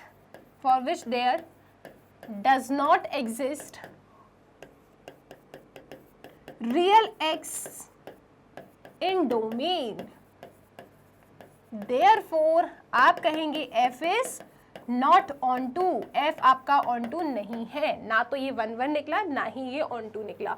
इस तरीके से आप अपने क्वेश्चन को प्रूव कर दो, आपको मिल जाएंगे टोटल 1 मार्क्स आपके इस क्वेश्चन में भी, राइट। सो आई होप ये क्वेश्चन क्लियर है। ऐसे आपको करना था इसे टारगेट, पहला क्वेश्चन सही किया 1 मार्क्स, दूसरा क्वेश्चन सही किया 1 मार्क्स, ओवरऑल आपको मिल जाएंगे 2 मार्क्स। और यहाँ तक कितने आपके मार्क्स हो चुके हैं कैलकुलेट करके रख लेना, ठीक है। अब देखते हैं क्वेश्चन नंबर 7। तो क्वेश्चन नंबर 7 क्या है, जल्दी से इसे देखो, वीडियो को 2 सेकंड रोको और सॉल्व करो। सो क्वेश्चन नंबर 7 आपसे कहता है कि let f such that x tends to y, f such that x tends to y be a function, define a relation r on x। हमने एक रिलेशन डिफाइन किया है इस x के ऊपर, और रिलेशन कैसा डिफाइन किया है कि रिलेशन के अंदर वो सभी ऑर्डर्ड पेयर्स ए बी आपके आ सकते हैं जो इस कंडीशन को गो थ्रू करे। कंडीशन क्या है, f of a is equal to f of b। हमने रिलेशन किस पे डिफाइन किया है, हमने रिलेशन डिफाइन किया है x के ऊपर, ठीक है। तो यहाँ पे चाहो तो लिख भी देना आप ऊपर क्या कि r is on x, relation r is on x, और r के अंदर वो सभी ऑर्डर्ड पेयर्स ए बी आपके आ सकते हैं जो इस कंडीशन को गो थ्रू करें। Condition is f of a is equal to f of b। आपको शो करना है कि r is an equivalence relation on x। आपको बताना है कि r इक्विवेलेंस रिलेशन है x के ऊपर। अब तो आप जानते हो, कोई भी आपसे कभी भी पूछ लेना कि व्हाट इज इक्विवेलेंस रिलेशन, तो आप चिल्ला के कह दोगे उस रिलेशन को इक्विवेलेंस रिलेशन कहते हैं जो नंबर 1 रिफ्लेक्सिव हो, सिमेट्रिक हो और ट्रांजिटिव हो। तो a relation which is reflexive, symmetric and transitive is known as equivalence relation. यानी अगर आपको शो करना है कि आर इक्विवेलेंस है तो आपको रिफ्लेक्सिविटी, सिमेट्रिसिटी और ट्रांजिटिविटी चेक करना होगा, ठीक है, प्रूव करना होगा। तो ठीक है जी, सबसे पहले लिखोगे फॉर रिफ्लेक्सिविटी या फिर फॉर रिफ्लेक्सिव। तो रिफ्लेक्सिव के केस में हम क्या कहेंगे, रिफ्लेक्सिव के केस में हम कहेंगे कि let a belongs to x, क्योंकि रिलेशन किस पे डिफाइन है, x के ऊपर डिफाइन है। तो मैंने इस सेट x के ऊपर, इस सेट x में से एक आर्बिटरी a को पकड़ लिया, ठीक है जी। इस सेट x के ऊपर मैंने एक आर्बिटरी a को पकड़ लिया। अगर मैं ऐसा कहने में कामयाब हो जाऊं कि a बिलोंग्स टू r, तो हम कह देंगे रिलेशन इज रिफ्लेक्सिव। आर्बिटरी पे अगर कोई कंडीशन सच होती है तो आपके सेट के अंदर जितने भी एलिमेंट्स रखे हैं उन सब के लिए वो कंडीशन सच साबित हो जाती है। तो मैंने कहा let a belongs to x भी आर्बिटरी। अब ये आर्बिटरी है, अब कहने से क्या हो जाता है, आप जानते हो कि कोई भी ऑर्डर्ड पेयर r के अंदर तब बैठता है जब इस कंडीशन को फुलफिल करता है। तो आप मुझे खुद बताओ, अगर मैं इसको ऐसा लिख दूं तो कुछ समस्या है क्या? क्या मैं इसको ऐसा लिख सकती हूँ f of a is equal to f of a? कोई गलत कह देगा क्या f of a is equal to f of a? अरे बिल्कुल सही बात है मैम, 2 बार लिख दिया आपने, क्या फर्क पड़ता है, f of a is equal to f of a। सही है ये चीज़। अब अगर ये चीज़ सही है, अगर f of a f of b के बराबर है तो a भी r में होता है। मैंने कहा f of a equal to f of a है, इस बात में कोई समस्या है ही नहीं। तो ये क्या इम्प्लाई करता है कि मेरा a r के अंदर बैठा है, क्योंकि कोई भी ऑर्डर्ड पेयर r के अंदर तभी आता है जब कंडीशन को फुलफिल करे। कंडीशन को फुलफिल कर रहा है तो a मेरा r के अंदर आ रहा है। अब ये r के अंदर आ रहा है तो मैं कह दूंगी r is reflexive. r is क्या हो गया जी, r इज रिफ्लेक्सिव हो गया। तो रिफ्लेक्सिव तो हमने प्रूव कर दिया। अब बात करते हैं क्या ये सिमेट्रिक है। अच्छा, ये क्वेश्चन कितने मार्क्स का है, 3 मार्क्स का है, ठीक है। अब आपको प्रूव करना है कि क्या ये सिमेट्रिक है, तो हम लिखेंगे फॉर सिमेट्रिक। सिमेट्रिक के केस में हम क्या करते हैं, एक ऑर्डर्ड पेयर को हम R में लेके चलते हैं। अगर उस ऑर्डर्ड पेयर का उल्टा भी R के अंदर आ जाए तो हम कहते हैं कि it is symmetric relation, right. तो मैंने कहा कि मैंने क्या कह दिया कि let a, b belongs to R, ये मैं लेके चल रही हूँ, ये मेरा R के अंदर है। मैंने कहा अच्छा R के अंदर है तो ऐसे कैसे आ गया, उसने कंडीशन को फुलफिल किया होगा। तो कंडीशन क्या रही होगी, कंडीशन रही होगी कि f of a is equal to f of b, है ना। अगर f of a equal to f of b है तो a, b R में है।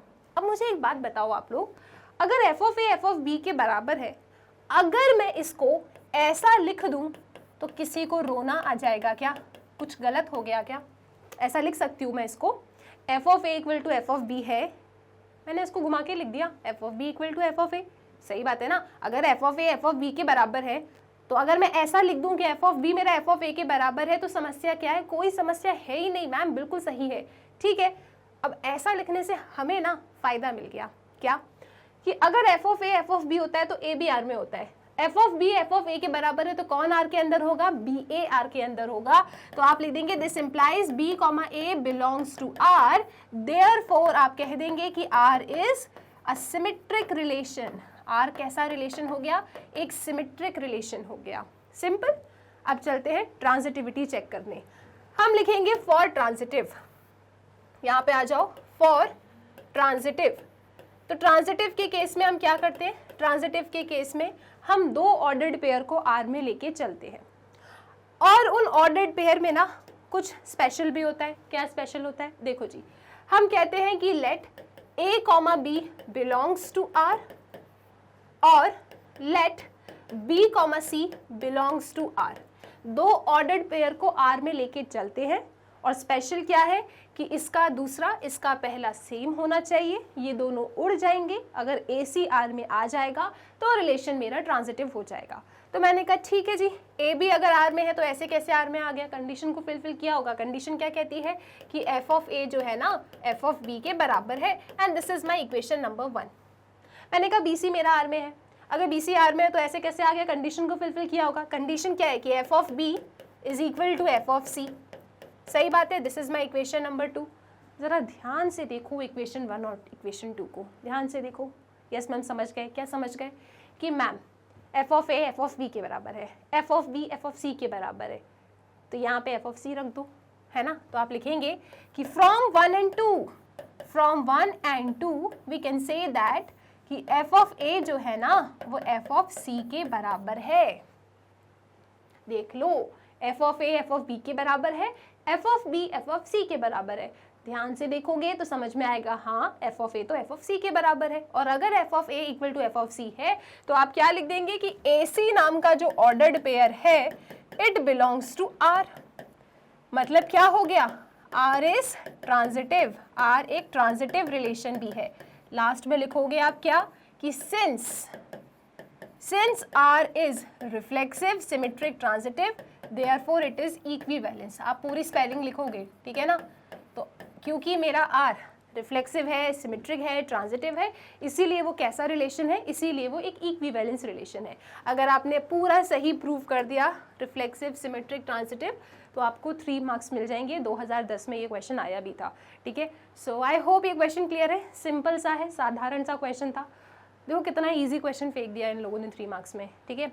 मतलब मैंने ही फेंक दिया, राइट। तो आई होप ये क्वेश्चन क्लियर है, कोई समस्या नहीं। 3 मार्क्स बिल्कुल आपने स्कोर कर लिए होंगे इसमें। आसान था। कंडीशंस अगर याद है, कंडीशंस के साथ खेलना सीख जाओ, क्वेश्चंस में फिर कुछ नहीं होता। अब आते हैं हम लोग 5 मार्क्स के एक क्वेश्चन पे। ये क्वेश्चन बड़ा ही इंपॉर्टेंट है और आपकी एनसीईआरटी का ये क्वेश्चन है, ठीक है। रीड करो जरा इसे। क्वेश्चन कहता है आप लोगों से कि show that the relation R in set A. मेरा रिलेशन सेट ए में है, सेट ए के अंदर एलिमेंट्स है 1 2 3 4 5, given by R is equal to ordered pair a b such that mod of A minus B is even. अगर mod of A minus B even होता है तो ए बी मेरा आर में होता है। दिस इज द रिलेशन की condition, ठीक है। रिलेशन किस पे डिफाइन है? रिलेशन डिफाइन है सेट ए पे। सेट ए के अंदर एलिमेंट्स है 1 2 3 4 5। रिलेशन कहता है कि वो सभी ऑर्डर्ड पेयर्स ए बी मेरे आर के अंदर आएंगे जो mod of A minus B is equal to even साबित करते हैं, ठीक है। आपको शो क्या करना था? आपको शो करना था it is an equivalence relation. अरे कुछ नहीं है क्वेश्चन में, क्वेश्चन की लेंथ देख के मत डरा करो, क्वेश्चन को टुकड़ों में पढ़ो, ऐसे ही उड़ा दोगे आप लोग, राइट। तो हमें बस शो करना है कि इट्स एन इक्विवेलेंस रिलेशन। मैंने कहा ठीक है, इतनी कोई बड़ी समस्या नहीं है। आगे क्या कह रहा है क्वेश्चन? आगे कह रहा है कि show that all the elements of 1 3 5 are related to each other and all the elements of 2 4 are related to each other but no element of 1 3 5 is related to any element of 2 4। Video को 2 second के लिए रोकें, इस question पे थोड़ा सा आप सोचें कि कैसे सॉल्व करना है। इसको सॉल्व करके रखो और फिर आप वीडियो को चालू करें और इसका एक एक स्टेप देखो कि कैसे आपको रिप्रेजेंट करना है, कैसे आपको सॉल्व करना है, क्योंकि 5 मार्क्स का ये क्वेश्चन है, ठीक है। आई होप कि आपने सॉल्व कर लिया है। चलिए जी, अच्छा एक ना एक्स्ट्रा मैं आप लोगों को वर्क दे रही हूँ। अगर वो आपने डेफिनेशन सही लिखी तो मेरे तरफ से आप अपने टेस्ट में +2 मार्क्स और जोड़ लेना, ठीक है। क्वेश्चन ये है कि इक्विवेलेंस क्लास क्या होती है। मुझे इक्विवेलेंस क्लास की एक अच्छी वाली डेफिनेशन चाहिए। कोई 3 क्राइटेरिया होते हैं, राइट। अगर वो 3 क्राइटेरिया फुलफिल हो जाता है तो कुछ इक्विवेलेंस क्लास का हमने डेफिनेशन याद किया था, कंसेप्ट समझा था। वो कंसेप्ट क्या है उसे आप अपने शब्दों में कमेंट सेक्शन में ज़रूर लिखें। ये एक्सरसाइज करना आप लोगों के लिए ज़रूरी है, ठीक है। चलो अब सॉल्व करते हैं इस क्वेश्चन को। तो क्वेश्चन कहता है कि रिलेशन मेरा सेट ए पे डिफाइन है। तो मैंने कहा सबसे पहले अपने सेट ए को पकड़ लेती हूँ। सेट ए के अंदर एलिमेंट्स हैं 1 2 3 4 एंड 5, ठीक है जी। रिलेशन आर के अंदर मेरे पास ऑर्डर्ड पेयर्स ए बी बैठते हैं, और ये तब बैठते हैं जब mod of A minus B कैसा हो, जब mod of A minus B आपका इवन हो। मैंने कहा ओके जी, ठीक है। शो करो it is an equivalence relation. पहले इतना शो कर देती हूँ, अगर इक्विवेलेंस सही शो कर दिया तो 3 मार्क्स आपको मिल जाएंगे, ठीक है। चलो पहले इक्विवेलेंस पे ध्यान लगाते हैं। तो रिलेशन मेरा ए पे है, और रिलेशन की डेफिनेशन ये है कि वो ऑर्डर्ड पेयर्स मेरे आर के अंदर आएंगे जो इस कंडीशन को फिल करेंगे, ठीक है। सबसे पहले चलते हैं रिफ्लेक्सिविटी। तो आप लिखेंगे, एक लाइन चिपका देना कि वी नो दैट, क्योंकि इनने कहा है ना कि शो करो इक्विवेलेंस है, तो हम लिखेंगे we know that a relation is equivalence relation, है ना। चलो, a relation is equivalence relation if it is reflexive, symmetric and transitive। अगर कोई रिलेशन मेरा रिफ्लेक्सिव, सिमेट्रिक एंड ट्रांजिटिव तीनों होता है तो ऐसे रिलेशन को हम इक्विवेलेंस रिलेशन कहते हैं। We know that a relation is equivalence relation if it is reflexive, symmetric and transitive. अब आप लिखेंगे फॉर रिफ्लेक्सिव, वरना एग्जामिनर सोचेगा ना यार मैंने तो इनसे कहा था इक्विवेलेंस शो करो, ये तो रिफ्लेक्सिव, सिमेट्रिक, ट्रांजिटिव बता रहे हैं। वैसे एग्जामिनर को पता है कि रिफ्लेक्सिव, सिमेट्रिक, ट्रांजिटिव होगा तभी इक्विवेलेंस होगा, लेकिन कितना अच्छा होगा ना कि आप उसको ज़रा सा भी सोचने का मौका ना दो, अब सब कुछ पहले ही लिख दो, राइट। तो मैंने कह दिया सुनो, a relation is equivalence if it is reflexive, symmetric and transitive. अब हम प्रूव करेंगे रिफ्लेक्सिविटी, तो मैं लिखूंगी फॉर रिफ्लेक्सिव। फॉर रिफ्लेक्सिव क्या लिख दिया जी रिफ्लेक्सिव के लिए। रिफ्लेक्सिव में होता क्या है कि जितने भी एलिमेंट सेट में है उन सब का डबलेट आर में आ जाए। तो मैंने कहा ठीक है, वैसे भी मेरा सेट छोटा सा है, लेकिन क्योंकि क्वेश्चन मेरा 5 मार्क्स का है तो मैं जनरल फॉर्म में अपना आंसर लिखूंगी। मैं कहूँगी कि let A belongs to A arbitrary, ठीक है। रिलेशन मेरा किस पे डिफाइन है, A पे डिफाइन है, R is on A, ठीक है। मैंने कहा कि मैंने सेट A में से आर्बिटरी एक A को उठा लिया। लेट A belongs to A arbitrary, ये बताइए ज़रा मुझे mod of A minus A क्या होगा। मैम 0 होगा। अच्छा, इसको ऐसा लिख सकती हूँ is equal to 2n where n belongs to integer, लिख सकते हैं ऐसा इसको। हाँ मैम ठीक है ना, आपने a belongs to a लिया, फिर आपने अपनी मर्जी से एक लाइन लिख दी कि mod of a minus a is equal to 0 is equal to 2n। मतलब आप बेसिकली ये कहना चाहते हो कि mod of a minus a is even, है ना, 2 का मल्टीपल है तो इवन है, ठीक है। तो आपने कह दिया ठीक है जी, mod of a minus a is even, बिल्कुल सही है मैम, कोई समस्या नहीं है। मैंने कहा बस यही तो सुनना था आपसे। Mod of a minus B अगर इवन है तो a भी r में होता है। Mod of a minus a अगर इवन है तो इसका क्या मतलब है, इसका मतलब है कि a comma a belongs to r। मेरा a कैसा था, मेरा a आर्बिटरी था। आर्बिटरी के लिए आपने इस कंडीशन को प्रूव कर दिया ना, मतलब मेरे इस सेट A के अंदर जिस पे रिलेशन डिफाइन है, जितने भी एलिमेंट्स हैं उन सब का डबलेट 1 1 2 2 3 3 4 4 5 5 सब मुझे R में मिलेंगे, ठीक है। तो मैं लिख दूंगी देयरफॉर R इज रिफ्लेक्सिव। तो R कैसा रिलेशन हो गया जी, R एक रिफ्लेक्सिव रिलेशन हो गया। क्या यहाँ पे किसी को समस्या, सब ठीक है। अब चलते हैं फॉर सिमेट्रिक। अब हम लिखेंगे for symmetric, for symmetric. For symmetric के लिए हम क्या करते हैं, हम कहते हैं कि लेट मैं जो ए और बी यूज़ करने वाली हूँ अपने इस क्वेश्चन में वो मैंने सेट ए में से उठाए हैं और मैं एक ऑर्डर्ड पेयर ए बी ना अपने रिलेशन आर में लेके चल रही हूँ। मैं एक ऑर्डर्ड पेयर ए बी अपने इस रिलेशन आर में लेके चल रही हूँ। अगर मुझे इसका उल्टा भी आर में मिल गया तो रिलेशन मेरा सिमेट्रिक हो जाएगा। मैंने कहा ठीक है, मैं ए बी को अगर आर में लेके चल रही हूँ तो डेफिनेटली इसने इस कंडीशन को होल्ड किया होगा कि mod of A minus B is even, है ना जी, होल्ड किया होगा इसने ये कंडीशन। अगर mod of A minus B even है तो अगर मैं ऐसा लिख दूं कि mod of B minus A is even तो क्या आप लोग बुरा मान जाओगे, क्या दुखी हो जाओगे? नहीं मैम, ऑब्वियस है, mod of A minus B even है तो मॉड ऑफ बी माइनस ए भी तो इवन ही होगा, क्या समस्या है? ठीक है जी, अगर कोई समस्या नहीं है तो खुश हो जाइए, क्योंकि a माइनस बी अगर इवन होता है तो ए बी आपका आर में होता है, ठीक है ना। b माइनस ए अगर इवन है तो इसका मतलब क्या हो जाएगा कि b comma A belongs to R और ए बी को आर में लेके चले थे, बी ए को आर में लेके आ गए, देयरफॉर आप लिख देंगे R is a symmetric relation. R कैसा रिलेशन है जी? आर एक सिमेट्रिक रिलेशन है, ठीक है ना, क्लियर है ये चीज। अब बात करते हैं फॉर ट्रांजिटिव। अब आप लिखेंगे फॉर ट्रांजिटिव। तो ट्रांजिटिव की कंडीशन क्या है? ट्रांजिटिव की कंडीशन ये है कि ए बी सी है ना, ए बी सी को मैं ए से उठा रही हूँ। मैंने कहा ए कॉमा बी कॉमा सी मेरे सेट ए से मैंने आर्बिटरी एलिमेंट्स को उठाया है, एलिमेंट्स को नहीं उठाया, बस बता दिया है अपने एग्जामिनर को कि मैं अपने यहाँ पे जो ऑर्डर्ड पेयर ए बी और बी सी यूज़ करने वाली हूँ उसमें से ये मेरे ए बी बेचारे कौन है, ये ए बी कौन है, ये मेरे ए सेट से आए हैं, सेट ए जिस पे रिलेशन डिफाइन है और सेट ए के अंदर एलिमेंट्स 1 2 3 4 5 है। मैंने कहा ठीक है। फिर मैं कहूँगी सुनो, एक ऑर्डर्ड पेयर ए बी है वो मेरा आर के अंदर है और एक ऑर्डर्ड पेयर मेरा बी सी है। लेट, आप लिखेंगे यहाँ पे let B comma C belongs to R. इनको हम आर आर में लेके चल रहे हैं, ये तो कंडीशन ही होती है, इसका दूसरा इसका पहला सेम होना चाहिए। इन दोनों को उड़ा दो, ए सी आर में आ गया तो रिलेशन ट्रांजिटिव हो जाएगा। मैंने कहा ठीक है। अब ए बी अगर मेरा आर में है तो कुछ ना कुछ तो कंडीशन को होल्ड किया होगा। मैम कुछ ना कुछ क्या, जो कंडीशन गिवन है वही कंडीशन को होल्ड किया होगा। कंडीशन क्या है? कंडीशन ये है कि mod of A minus B is even, ठीक है। एक काम करो, इसको ऐसा लिख सकते हैं, mod of A minus B is equal to 2n where n belongs to your integer z। ऐसा लिख सकते हैं इसको, है ना, इवन है तो इसको ऐसा लिख सकते हैं, क्या समस्या है? आप लोग जानते हो क्या कि जब मॉड का साइन हटता है तो प्लस माइनस का साइन आता है?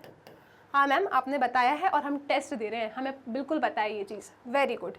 तो मैंने मॉड के साइन को हटाया, प्लस माइनस लगा दिया, ठीक है, इसे इक्वेशन नंबर 1 बना के लिख दिया। अब मेरा b कॉमा सी भी आर में था, मैंने कहा अगर मैं आर में लेके चल रही हूँ तो डेफिनेटली इसने कंडीशन को फिलफिल किया होगा। कंडीशन क्या है? कंडीशन ये रही थी मैम कि mod of b minus C is even. अच्छा जी, mod of b minus C even है, मतलब दिस इम्प्लाइज कि mod of b minus C is equal to, मैं लिख सकती हूँ ना 2n, इवन है तो इसको ऐसा लिख सकते हैं 2 का मल्टीपल रहा होगा where m belongs to z, ठीक है जी। मॉड का साइन हटता है तो क्या आता है? प्लस माइनस आता है। तो आपने इसको लिखा कि b minus C, okay, b minus C is equal to plus minus 2m and this is my equation number 2। अब क्या करें? इक्वेशन 1 और इक्वेशन 2 को ऐड कर देते हैं। So let's add equation 1 and equation 2, ठीक है। ट्रांजिटिविटी में ना थोड़ी मेहनत करनी पड़ती है, ठीक है, रिफ्लेक्सिव सिमेट्रिक तो दिख जाता है, ट्रांजिटिव में थोड़ा सा प्रूव करना होता है आपको, तो बस वही काम कर रहे हैं। 1 और 2 को ऐड कर देते हैं तो ये LHS ऐड हो जाएंगे और यहाँ पे plus minus 2n plus minus 2m, RHS भी ऐड हो गए। माइनस बी से प्लस बी चला गया तो a minus C is equal to plus minus 2 हमने कॉमन ले लिया, n प्लस m आपका अंदर लिख दिया, ठीक है। और n प्लस m इंटीजर थे तो ये 2 इंटू सम इंटीजर होगा, मतलब 2 का ही मल्टीपल है। ये इस तरीके से लिखा है, इसको मैं mod a minus C is equal to 2n plus m लिख सकती हूँ। क्या इसमें किसी को समस्या? प्लस माइनस को हटाना था, मैंने फिर से मॉड बना दिया। अच्छा, और ये 2 का मल्टीपल है, इसका मतलब क्या रहा होगा? इसका मतलब ये रहा होगा कि mod of a minus C is even. और अगर mod of a minus C even है, आप जानते हो कि अगर किसी भी ऑर्डर्ड पेयर को अगर R में बैठना है तो कंडीशन ये है A माइनस बी इवन था तो ए बी आर में था, यहाँ पे A माइनस सी इवन है तो ए सी मेरा आर में होगा। तो मैं लिख दूंगी this implies A comma C belongs to R, यानी कि क्या हो गया, R इज ट्रांजिटिव। और लास्ट में आप एक लाइन चिपका देंगे, सिंस, क्या लिखोगे, since R is reflexive, symmetric and transitive, therefore R is equivalence relation। अगर ये पूरा सही कर दिया आपने इक्विवेलेंस रिलेशन तो आपको 3 मार्क्स मिल जाएंगे। 5 मार्क्स का क्वेश्चन है, अगर आपने इक्विवेलेंस सही तरीके से शो कर दिया 3 मार्क्स आपके साथ है। अब देखते हैं कि ये क्वेश्चन आखिरी में क्या कह रहा था। तो आखिरी में ये क्वेश्चन कह रहा था आपसे कि show that all the elements of 1 3 5 are related to each other and all the elements of 2 4 are related to each other, but no element of 1 3 5 is related to any element of 2 4। अगर आप लोगों को equivalence class, देखो equivalence class के question ऐसे पूछे जा सकते हैं। एक तरीका ये इस तरीके से पूछ ले, दूसरा तरीका है कि बताओ इक्विवेलेंस क्लास ऑफ 1 क्या होगा, बताओ इक्विवेलेंस क्लास ऑफ 4 क्या होगा। एक तरीका ये होता है। तो वो तरीके तो हमने बहुत सारे लाइक मोस्ट एक्सपेक्टेड में, आपके 1 शॉर्ट रिवीजन में, वहाँ हर जगह कवर किया है, तो वो सफिशिएंट है। आई विश अगर आपने सारे वीडियोस देखे हैं तो ये तो समस्या नहीं है।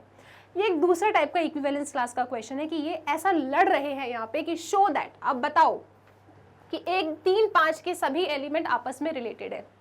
कैसे बताओगे ये चीज़, और फिर ये बताओ कि एलिमेंट्स 2 और 4 are related to each other, लेकिन इन दोनों में विवाद है, दे आर नॉट रिलेटेड। मैंने कहा ठीक है, कोई टेंशन नहीं है।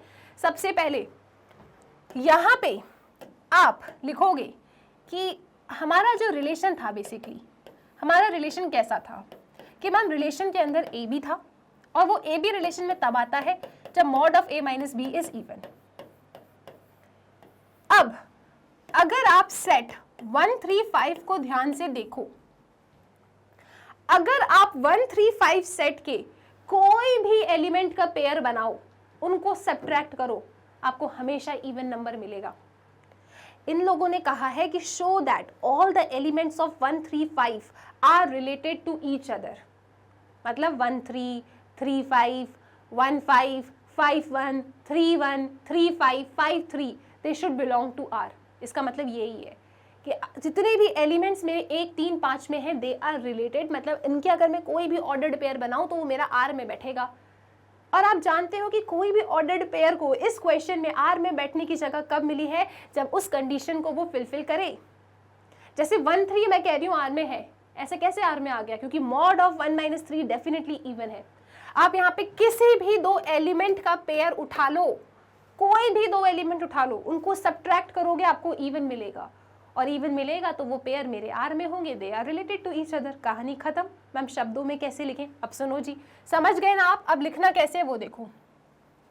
आप लिखेंगे कि वी नो दैट, क्या लिखोगे, we know that difference of 2 odd number, difference of 2 odd number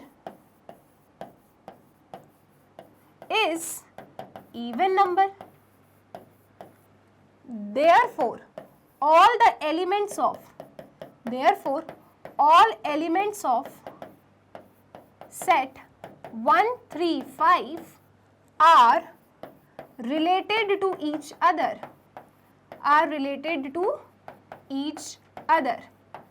ठीक है जी, क्लियर है ये चीज।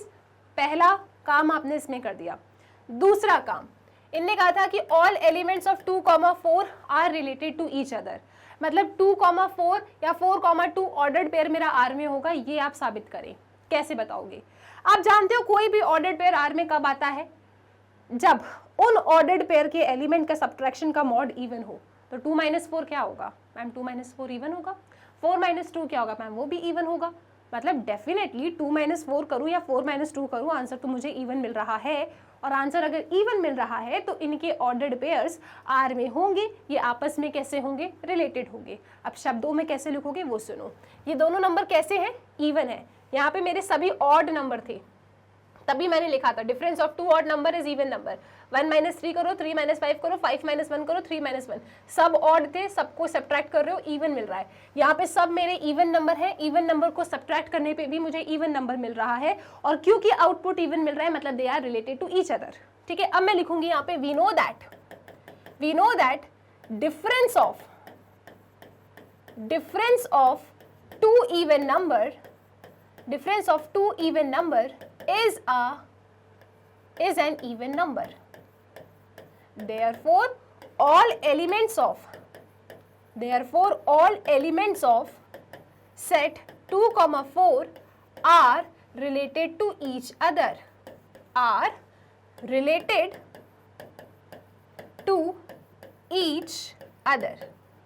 क्या ये बात क्लियर है?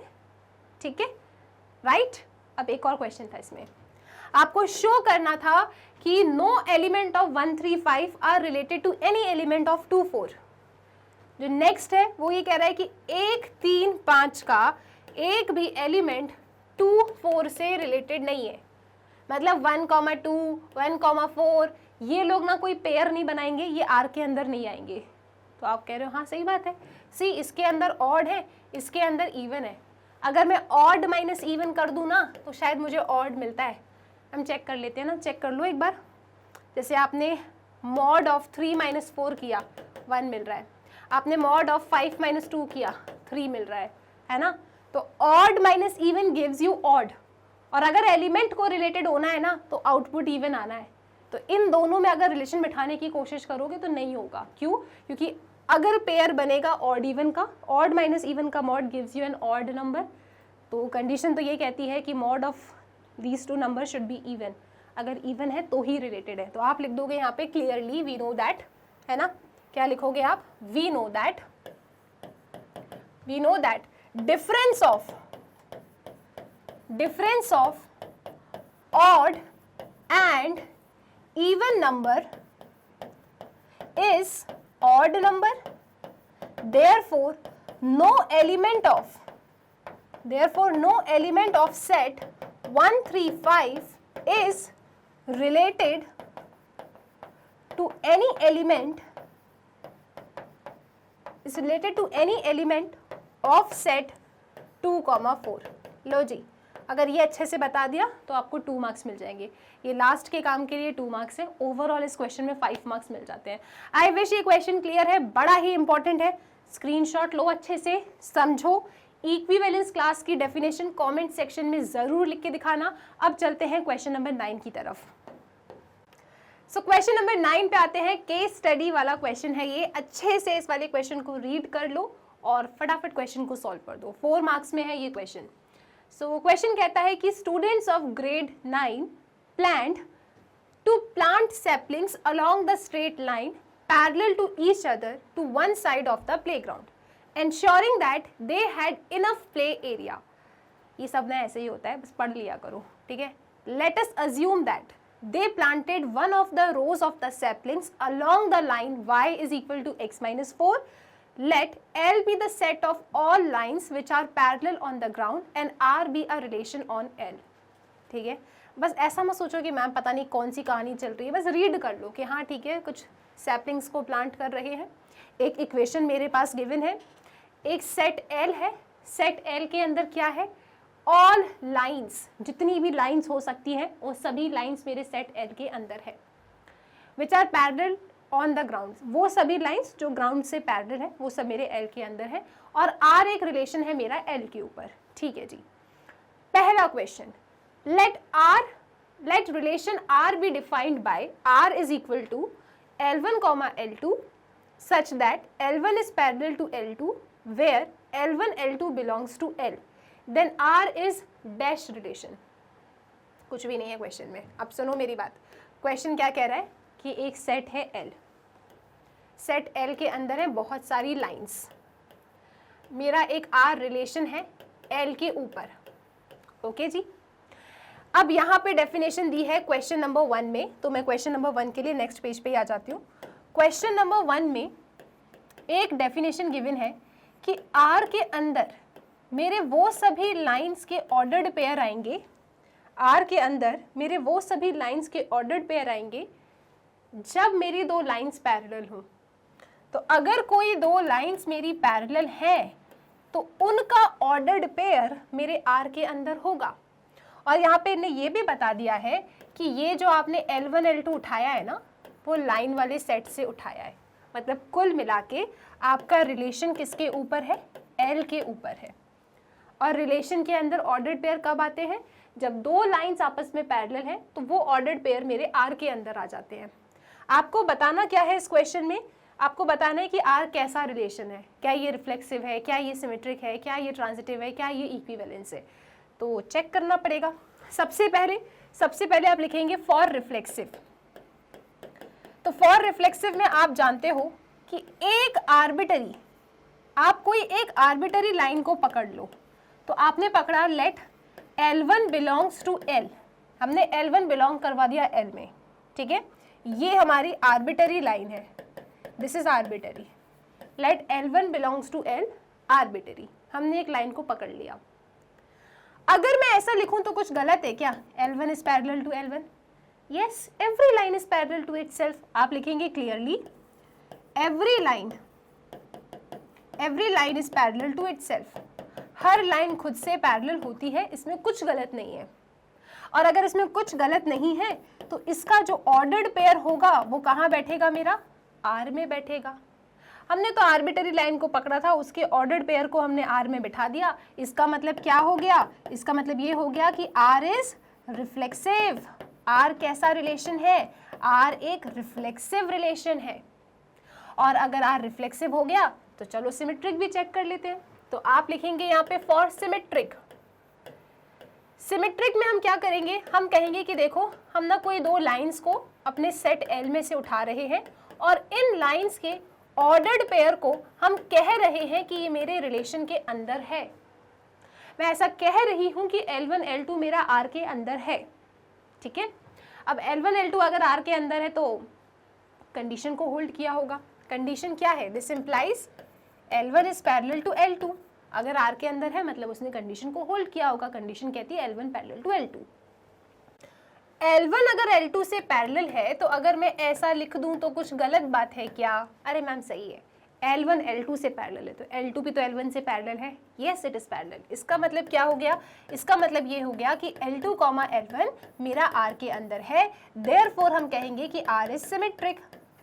R कैसा रिलेशन है? It is a symmetric relation. अब लास्ट में ट्रांजिटिव भी चेक कर लो। तो आप लिखोगे फॉर ट्रांजिटिव। तो फॉर ट्रांजिटिव के लिए मैंने कहा कि मैं तीन लाइंस को लेके चल रही हूँ अपने सेट L में से। तो मैंने कोई तीन लाइन उठा ली, L1 L2 L3 belongs to set L, और मैं कह रही हूँ कि let L1, L2 belongs to R और let L2, L3 belongs to R। मैं ऐसा कह रही हूँ कि L1 L2 मेरा R में है और L2 L3 भी मेरा R में है। अब अगर L1 L2 मेरा R में है तो ये इंप्लाई करता है कि L1 is parallel to L2, ठीक है जी। L2 L3 अगर मेरा R में है तो ये इंप्लाई करता है कि L2 is parallel to L3, ठीक है जी। अब L1 L2 से पैरेलल है, L2 L3 से पैरेलल है, तो L1 भी तो L3 से पैरेलल होगा। तो ये तो सो ऑब्वियस है, आप कह सकते हो clearly from first and second, right, L1 is parallel to L3। अगर L1 L3 से पैरेलल है इसका मतलब ये हो जाएगा कि L1, L3 belongs to R, मतलब R इज ट्रांजिटिव। तो R कैसा रिलेशन हो जाएगा जी? एक ट्रांजिटिव रिलेशन हो जाएगा। देखो ना, L1 L2 R में था, L2 L3 R में था, L2 से L2 चला गया, L1 L3 आपका R में आ गया, मतलब R एक ट्रांजिटिव रिलेशन है। और आप कह देंगे सिंस R आपका रिफ्लेक्सिव है, सिमेट्रिक है, ट्रांजिटिव है, therefore R is an equivalence relation. Ma'am इसे प्रूव करके दिखाना पड़ेगा? हाँ जी, प्रूव तो करना पड़ेगा। सिंपल है, कर देना प्रूव, ठीक है। मैम टाइम लगेगा, कोई बात नहीं, फटाफट लिख दोगे हो जाएगा, ठीक है, लेकिन प्रूव करना पड़ेगा, राइट। सो यहाँ पे आंसर क्या आ गया? It is an equivalence relation. I hope ये वाला क्वेश्चन क्लियर है, राइट। तो ये सही किया पूरा तो आपको 1 मार्क्स मिलेगा। अब अगले सवाल पे आते हैं। अगला क्वेश्चन कहता है कि देखो R के अंदर वही दो लाइंस के ऑर्डर्ड पेयर्स हैं, लेकिन वो ऑर्डर्ड पेयर्स तब आते हैं जब L1 आपका परपेंडिकुलर हो L2 से। तो जब L1 L2 से परपेंडिकुलर है तभी L1 L2 R में है। चेक करिए क्या आपका R रिफ्लेक्सिव, सिमेट्रिक और ट्रांजिटिव है या नहीं। ठीक है, check whether R is reflexive, symmetric और ट्रांजिटिव। तो मैंने कहा ठीक है जी, यहाँ पे भी आ जाते हैं हम। रिलेशन हमारा डिफाइन है L के ऊपर, और इस बार रिलेशन के अंदर वो दो लाइंस के ऑर्डर्ड पेयर ही आ सकते हैं जब दो लाइंस आपकी आपस में परपेंडिकुलर हो। तो मैंने कहा फॉर रिफ्लेक्सिव, मैंने अपने सेट L में से एक आर्बिट्रेरी लाइन को उठा लिया, फिर मैं कह दूंगी कि एक लाइन खुद से परपेंडिकुलर कैसे होगी। ये रही लाइन, परपेंडिकुलर होने के लिए कम से कम दो लाइन तो चाहिए ना। ये क्या है आपकी एक लाइन है, ये क्या ये लाइन खुद से परपेंडिकुलर है? पैरेलल हो सकती है, परपेंडिकुलर कैसी होगी? तो आप लिखोगे let L1 belongs to L arbitrary, हम लिखेंगे no line is perpendicular to itself. इसका मतलब क्या हो गया कि L1 L1 does not belongs to R, मतलब R इज नॉट रिफ्लेक्सिव। एक लाइन खुद से पैरेलल तो हो सकती है पर खुद से परपेंडिकुलर नहीं हो सकती, so it is not reflexive. ठीक है, रिफ्लेक्सिव ये नहीं है। सिमेट्रिक पे आ जाओ। फॉर सिमेट्रिक आप कहेंगे कि लेट L1 L2, आप बता देना पहले L1 L2 आपने कहां से उठाया, L सेट से उठाया, फिर कहना कि let L1 L2 belongs to R। ये लेके चल रहे हो कि ये बिलोंग करता है। अगर ये बिलोंग करता है तो डेफिनेटली ये इस कंडीशन को भी होल्ड करता होगा। डायग्राम से समझे, ये रहा L1, ये रहा L2। तो L1 क्या है, L2 से परपेंडिकुलर है। L1 L2 से परपेंडिकुलर है, तो क्या L2 L1 से परपेंडिकुलर नहीं है? मैम है परपेंडिकुलर। इसका मतलब ये है कि अगर L1 L2 से परपेंडिकुलर है तो मैं L2 को भी L1 से परपेंडिकुलर कह सकती हूँ। और अगर मैं ऐसा कह सकती हूँ तो मैं ये कह सकती हूँ कि L2, L1 मेरा R के अंदर होगा और R एक सिमेट्रिक रिलेशन हो जाएगा। It is a symmetric relation. अब चेक करते हैं कि क्या आपका रिलेशन ट्रांजिटिव है। तो आप लिखेंगे फॉर ट्रांजिटिव। तो ट्रांजिटिव के केस में आप तीन लाइंस को उठा लेना अपने सेट L में से और दो ऑर्डर्ड पेयर्स को R में लेके चलना। तो आप लेके चले कि L1 L2 आपका R में है और आप लेके चले कि L2 L3 आपका R में है। L1 L2 R में है, इसका क्या मतलब है? इसका मतलब ये है कि L1 जो है ना L2 से परपेंडिकुलर है। L2 L3 अगर R में है, इसका क्या मतलब है कि L2 जो है ना वो L3 से परपेंडिकुलर है। देखिए जरा, this is L1 perpendicular to L2। Suppose this is L1, this is L2, L1 is perpendicular to L2, L2 L3 से परपेंडिकुलर है। तो सपोज आप ऐसा ले लो, L2 L3 से परपेंडिकुलर है। आपने ऐसा डायग्राम बनाया, ये L1 है, L1 जो है L2 से परपेंडिकुलर है। ठीक है, ये L2 लाइन, और L2 जो है वो L3 से परपेंडिकुलर है। देखो ना, L1 L2 से परपेंडिकुलर है, L2 L3 से परपेंडिकुलर है। तो L1 L3 आपस में कैसे आ रहे हैं? पैरेलल आ रहे हैं। लेकिन कैसा आना था? परपेंडिकुलर। तभी L1 L3 मेरा R में होता, तभी वो ट्रांजिटिव होता। सी L1 L2 है, L2 L3 है, L2 L2 चला जाए, L1 L3 से अगर परपेंडिकुलर हो जाता तो मैं कहती इट इज ट्रांजिटिव। लेकिन आप क्या देख रहे हो, फ्रॉम फर्स्ट एंड सेकेंड, ये इम्प्लाई करता है, आप लिखेंगे यहाँ पे from first and second it implies that L1 is parallel to L3। देखो ना, L1 L2 से परपेंडिकुलर है, ये L1 ये L2, L2 L3 से परपेंडिकुलर है, लेकिन L1 L3 कैसे आ रहे हैं? पैरेलल आ रहे हैं। तो ये पैरेलल आ रहा है, इसका मतलब क्या कि देखो यहाँ पे मेरे L1 L3 अगर परपेंडिकुलर होते तो ही R में होते, लेकिन सिंस ये पैरेलल आ रहे हैं, अगर वो पैरेलल आ रहे हैं तो they do not belong to relation R। R के अंदर नहीं है, मतलब R इज नॉट ट्रांजिटिव, तो ये ट्रांजिटिव नहीं है। तो इनने कहा था चेक करो कि R रिफ्लेक्सिव, सिमेट्रिक और ट्रांजिटिव है या नहीं। तो आपने कहा देखो कोई लाइन खुद से परपेंडिकुलर नहीं हो सकती, नॉट रिफ्लेक्सिव। अगर ये इससे परपेंडिकुलर है तो ये भी इससे परपेंडिकुलर होगा, येस इट इज सिमेट्रिक। लेकिन तीन लाइंस अगर मैंने बनाया, L1 L2 से परपेंडिकुलर है, L2 L3 से परपेंडिकुलर है, तो L1 L3 से पैरेलल आएगा, परपेंडिकुलर नहीं आएगा, इसलिए इट इज़ नॉट ट्रांजिटिव। तो अगर आपने सही प्रूव कर दिया तो आपको मिल जाएगा 1 मार्क्स इस क्वेश्चन में भी। आई होप ये क्वेश्चन क्लियर है। अब आते हैं थर्ड क्वेश्चन पे। थर्ड क्वेश्चन आपका 2 मार्क्स का है। थर्ड क्वेश्चन कहता है कि the function f such that r tends to r defined by f of x is equal to x minus 4 check whether f is bijective or not। तो simple है, 1 1 on 2 check करना है। तो आप कहोगे f मेरा फंक्शन r से r की तरफ जा रहा है, फंक्शन की डेफिनेशन है x minus 4। सबसे पहले चेक करते हैं फॉर 1 1। इतने सारे क्वेश्चंस किए हैं, आप लोग जानते हैं 1 1 के लिए क्या करते हैं, डोमेन में से कोई दो आर्बिटरी एलिमेंट को उठाते हैं। तो आप उठाएंगे यहाँ से कि let x1, x2 belongs to our domain. हमने डोमेन से दो आर्बिटरी एलिमेंट को उठाया सच दैट, ट्रिक के माध्यम से बताइए आप लोग, क्या ये 1 1 है? Yes ma'am, it is 1 1, very good. तो x1 x2 belongs to our domain such that आप इनके इमेजेस को भी सेम लेके चल रहे हो। आपने सॉल्व कर लिया है ना ये, ठीक है। आपको जैसे ही क्वेश्चन दिखता है ना, आपको वीडियो को रोकना है, पढ़ना है, सॉल्व करना है और उसके बाद चालू करके देखना है क्या आपके और मेरे आंसर सेम आ रहे हैं या नहीं, ठीक है जी। सो यहाँ पे मैं इमेजेस को सेम लेके चल रही हूँ। इमेजेस सेम है तो यहाँ पे रख दो x1 minus 4 is equal to x2 minus 4, -4 से -4 गया तो x1 x2 के बराबर आ रहा है, यानी कि f इज 1 1। f कैसा फंक्शन आ रहा है? एक 1 1 फंक्शन आ रहा है। क्या ये ऑन टू है? तो आओ ज़रा चेक करते हैं। ऑन टू के लिए हम क्या करते हैं? ऑन टू के लिए हम अपने कोडोमेन में से एक आर्बिटरी y को पकड़ते हैं और f ऑफ x की जगह y रख देते हैं और अपने फंक्शन की डेफिनेशन जो है उसे कॉपी करते हैं। f ऑफ x की जगह y equal to x minus 4, फिर x in terms of y लिखते हैं। तो x की वैल्यू क्या आएगी? y प्लस 4 आएगी। अब आप जानते हो कि ये भी रियल है और ये भी रियल है। आप यहां से कैसे भी y उठा लो, यहां रखोगे आपको x भी कैसा मिलेगा? रियल मिलेगा, ऑब्वियस है।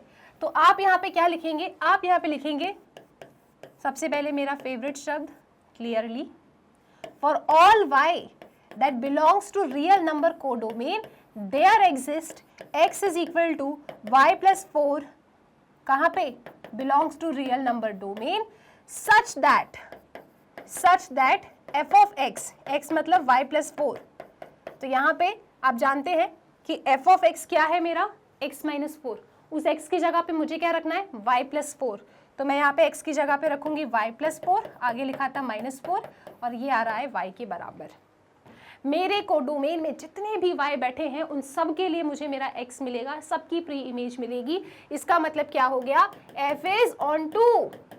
फिर लास्ट में लिख देना since f is 1 1 and on to.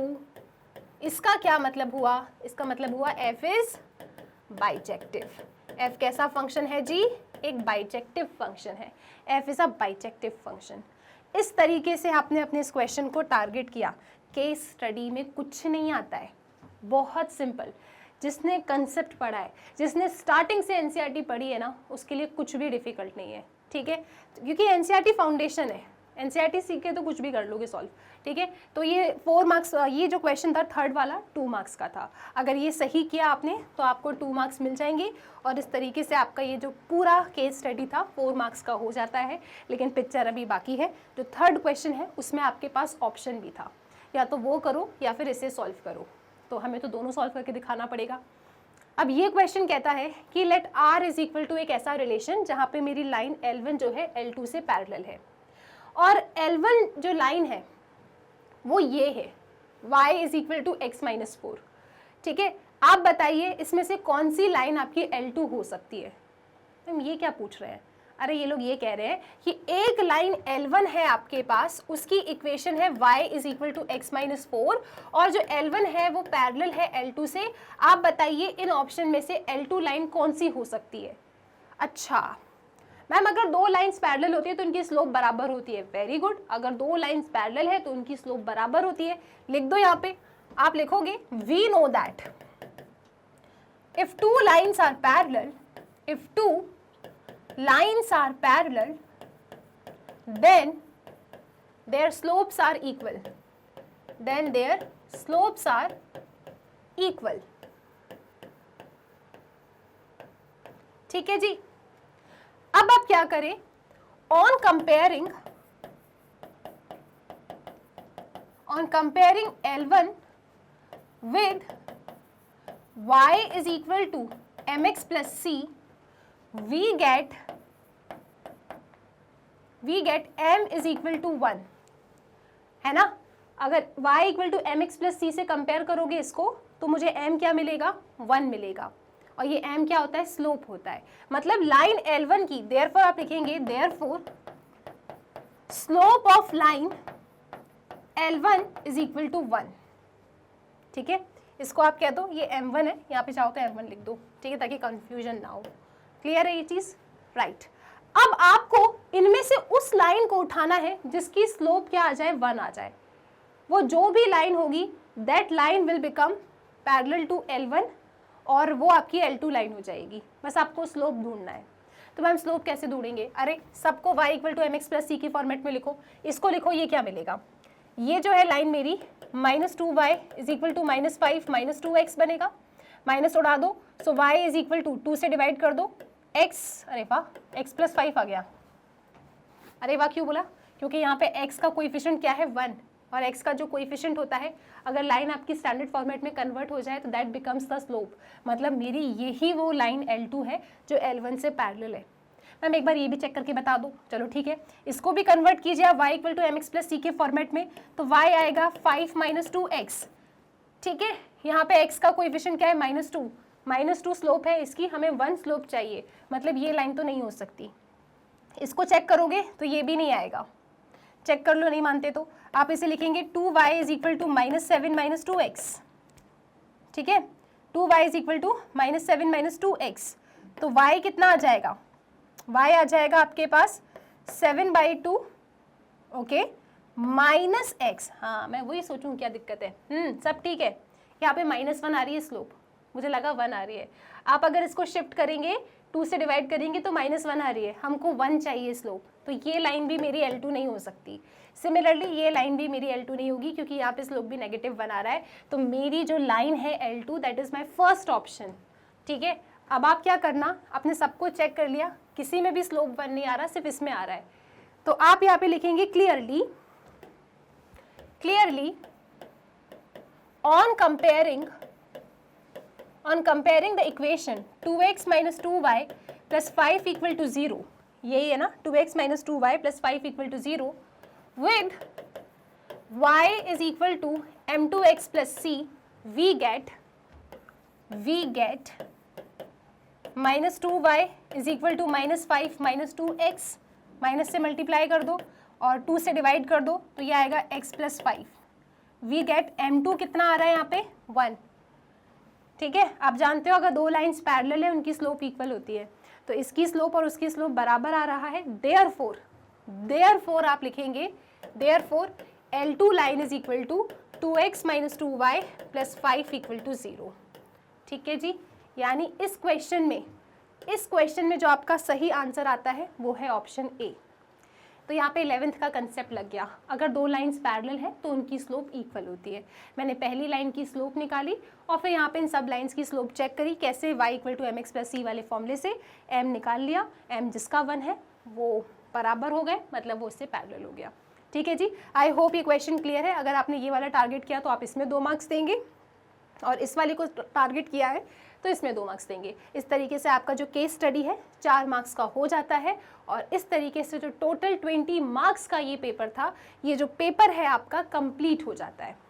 So I wish कि आप सभी स्टूडेंट्स के 20 on 20 में आए हैं। अगर कोई भी छोटी मोटी मिस्टेक थी आपने की तो आप उस मिस्टेक को करेक्ट कर लीजिए, समझो कंसेप्ट को बहुत अच्छे से, और एग्ज़ाम के लिए बिल्कुल अच्छे से तैयार हो जाइए। सो स्टूडेंट्स, आप लोग जानते हैं मैग्नेट ब्रेन्स एक ऐसा प्लेटफॉर्म है जहां क्लास केजी से class 12 plus different competitive exams की तैयारी आप लोग बिल्कुल फ्री ऑफ कॉस्ट कर सकते हैं। इसके साथ याद रखिएगा स्टूडेंट्स, मैग्नेट ब्रेन्स पे सभी क्लास के नोट्स भी अवेलेबल है, और अगर आपको सभी क्लास के जितने भी आपके डिफरेंट सब्जेक्ट्स हैं जो हम यहाँ पढ़ा रहे हैं, अगर आपको वो नोट्स चाहिए तो इस वीडियो के डिस्क्रिप्शन बॉक्स में आपको एक फॉर्म मिलेगा, आप उसे फिल करना और बहुत ही जल्दी आप अपने नोट्स तक पहुँच जाएंगे। एंड स्टूडेंट्स याद रखिएगा कि मैग्नेट ब्रेन्स पे क्लास केजी से क्लास 12 आपके डिफरेंट सब्जेक्ट्स के लिए बुक्स एंड ई बुक्स भी अवेलेबल हैं। अगर आपको वो बुक्स एंड ई बुक्स चाहिए तो इस वीडियो के डिस्क्रिप्शन बॉक्स में आपको फॉर्म मिलेगा, उसे फिल करो, बहुत ही जल्दी हमारी टीम आप लोगों से कॉन्टैक्ट करेगी। टिल देन स्टूडेंट्स, पढ़ते रहिए मैग्नेट ब्रेन्स के साथ।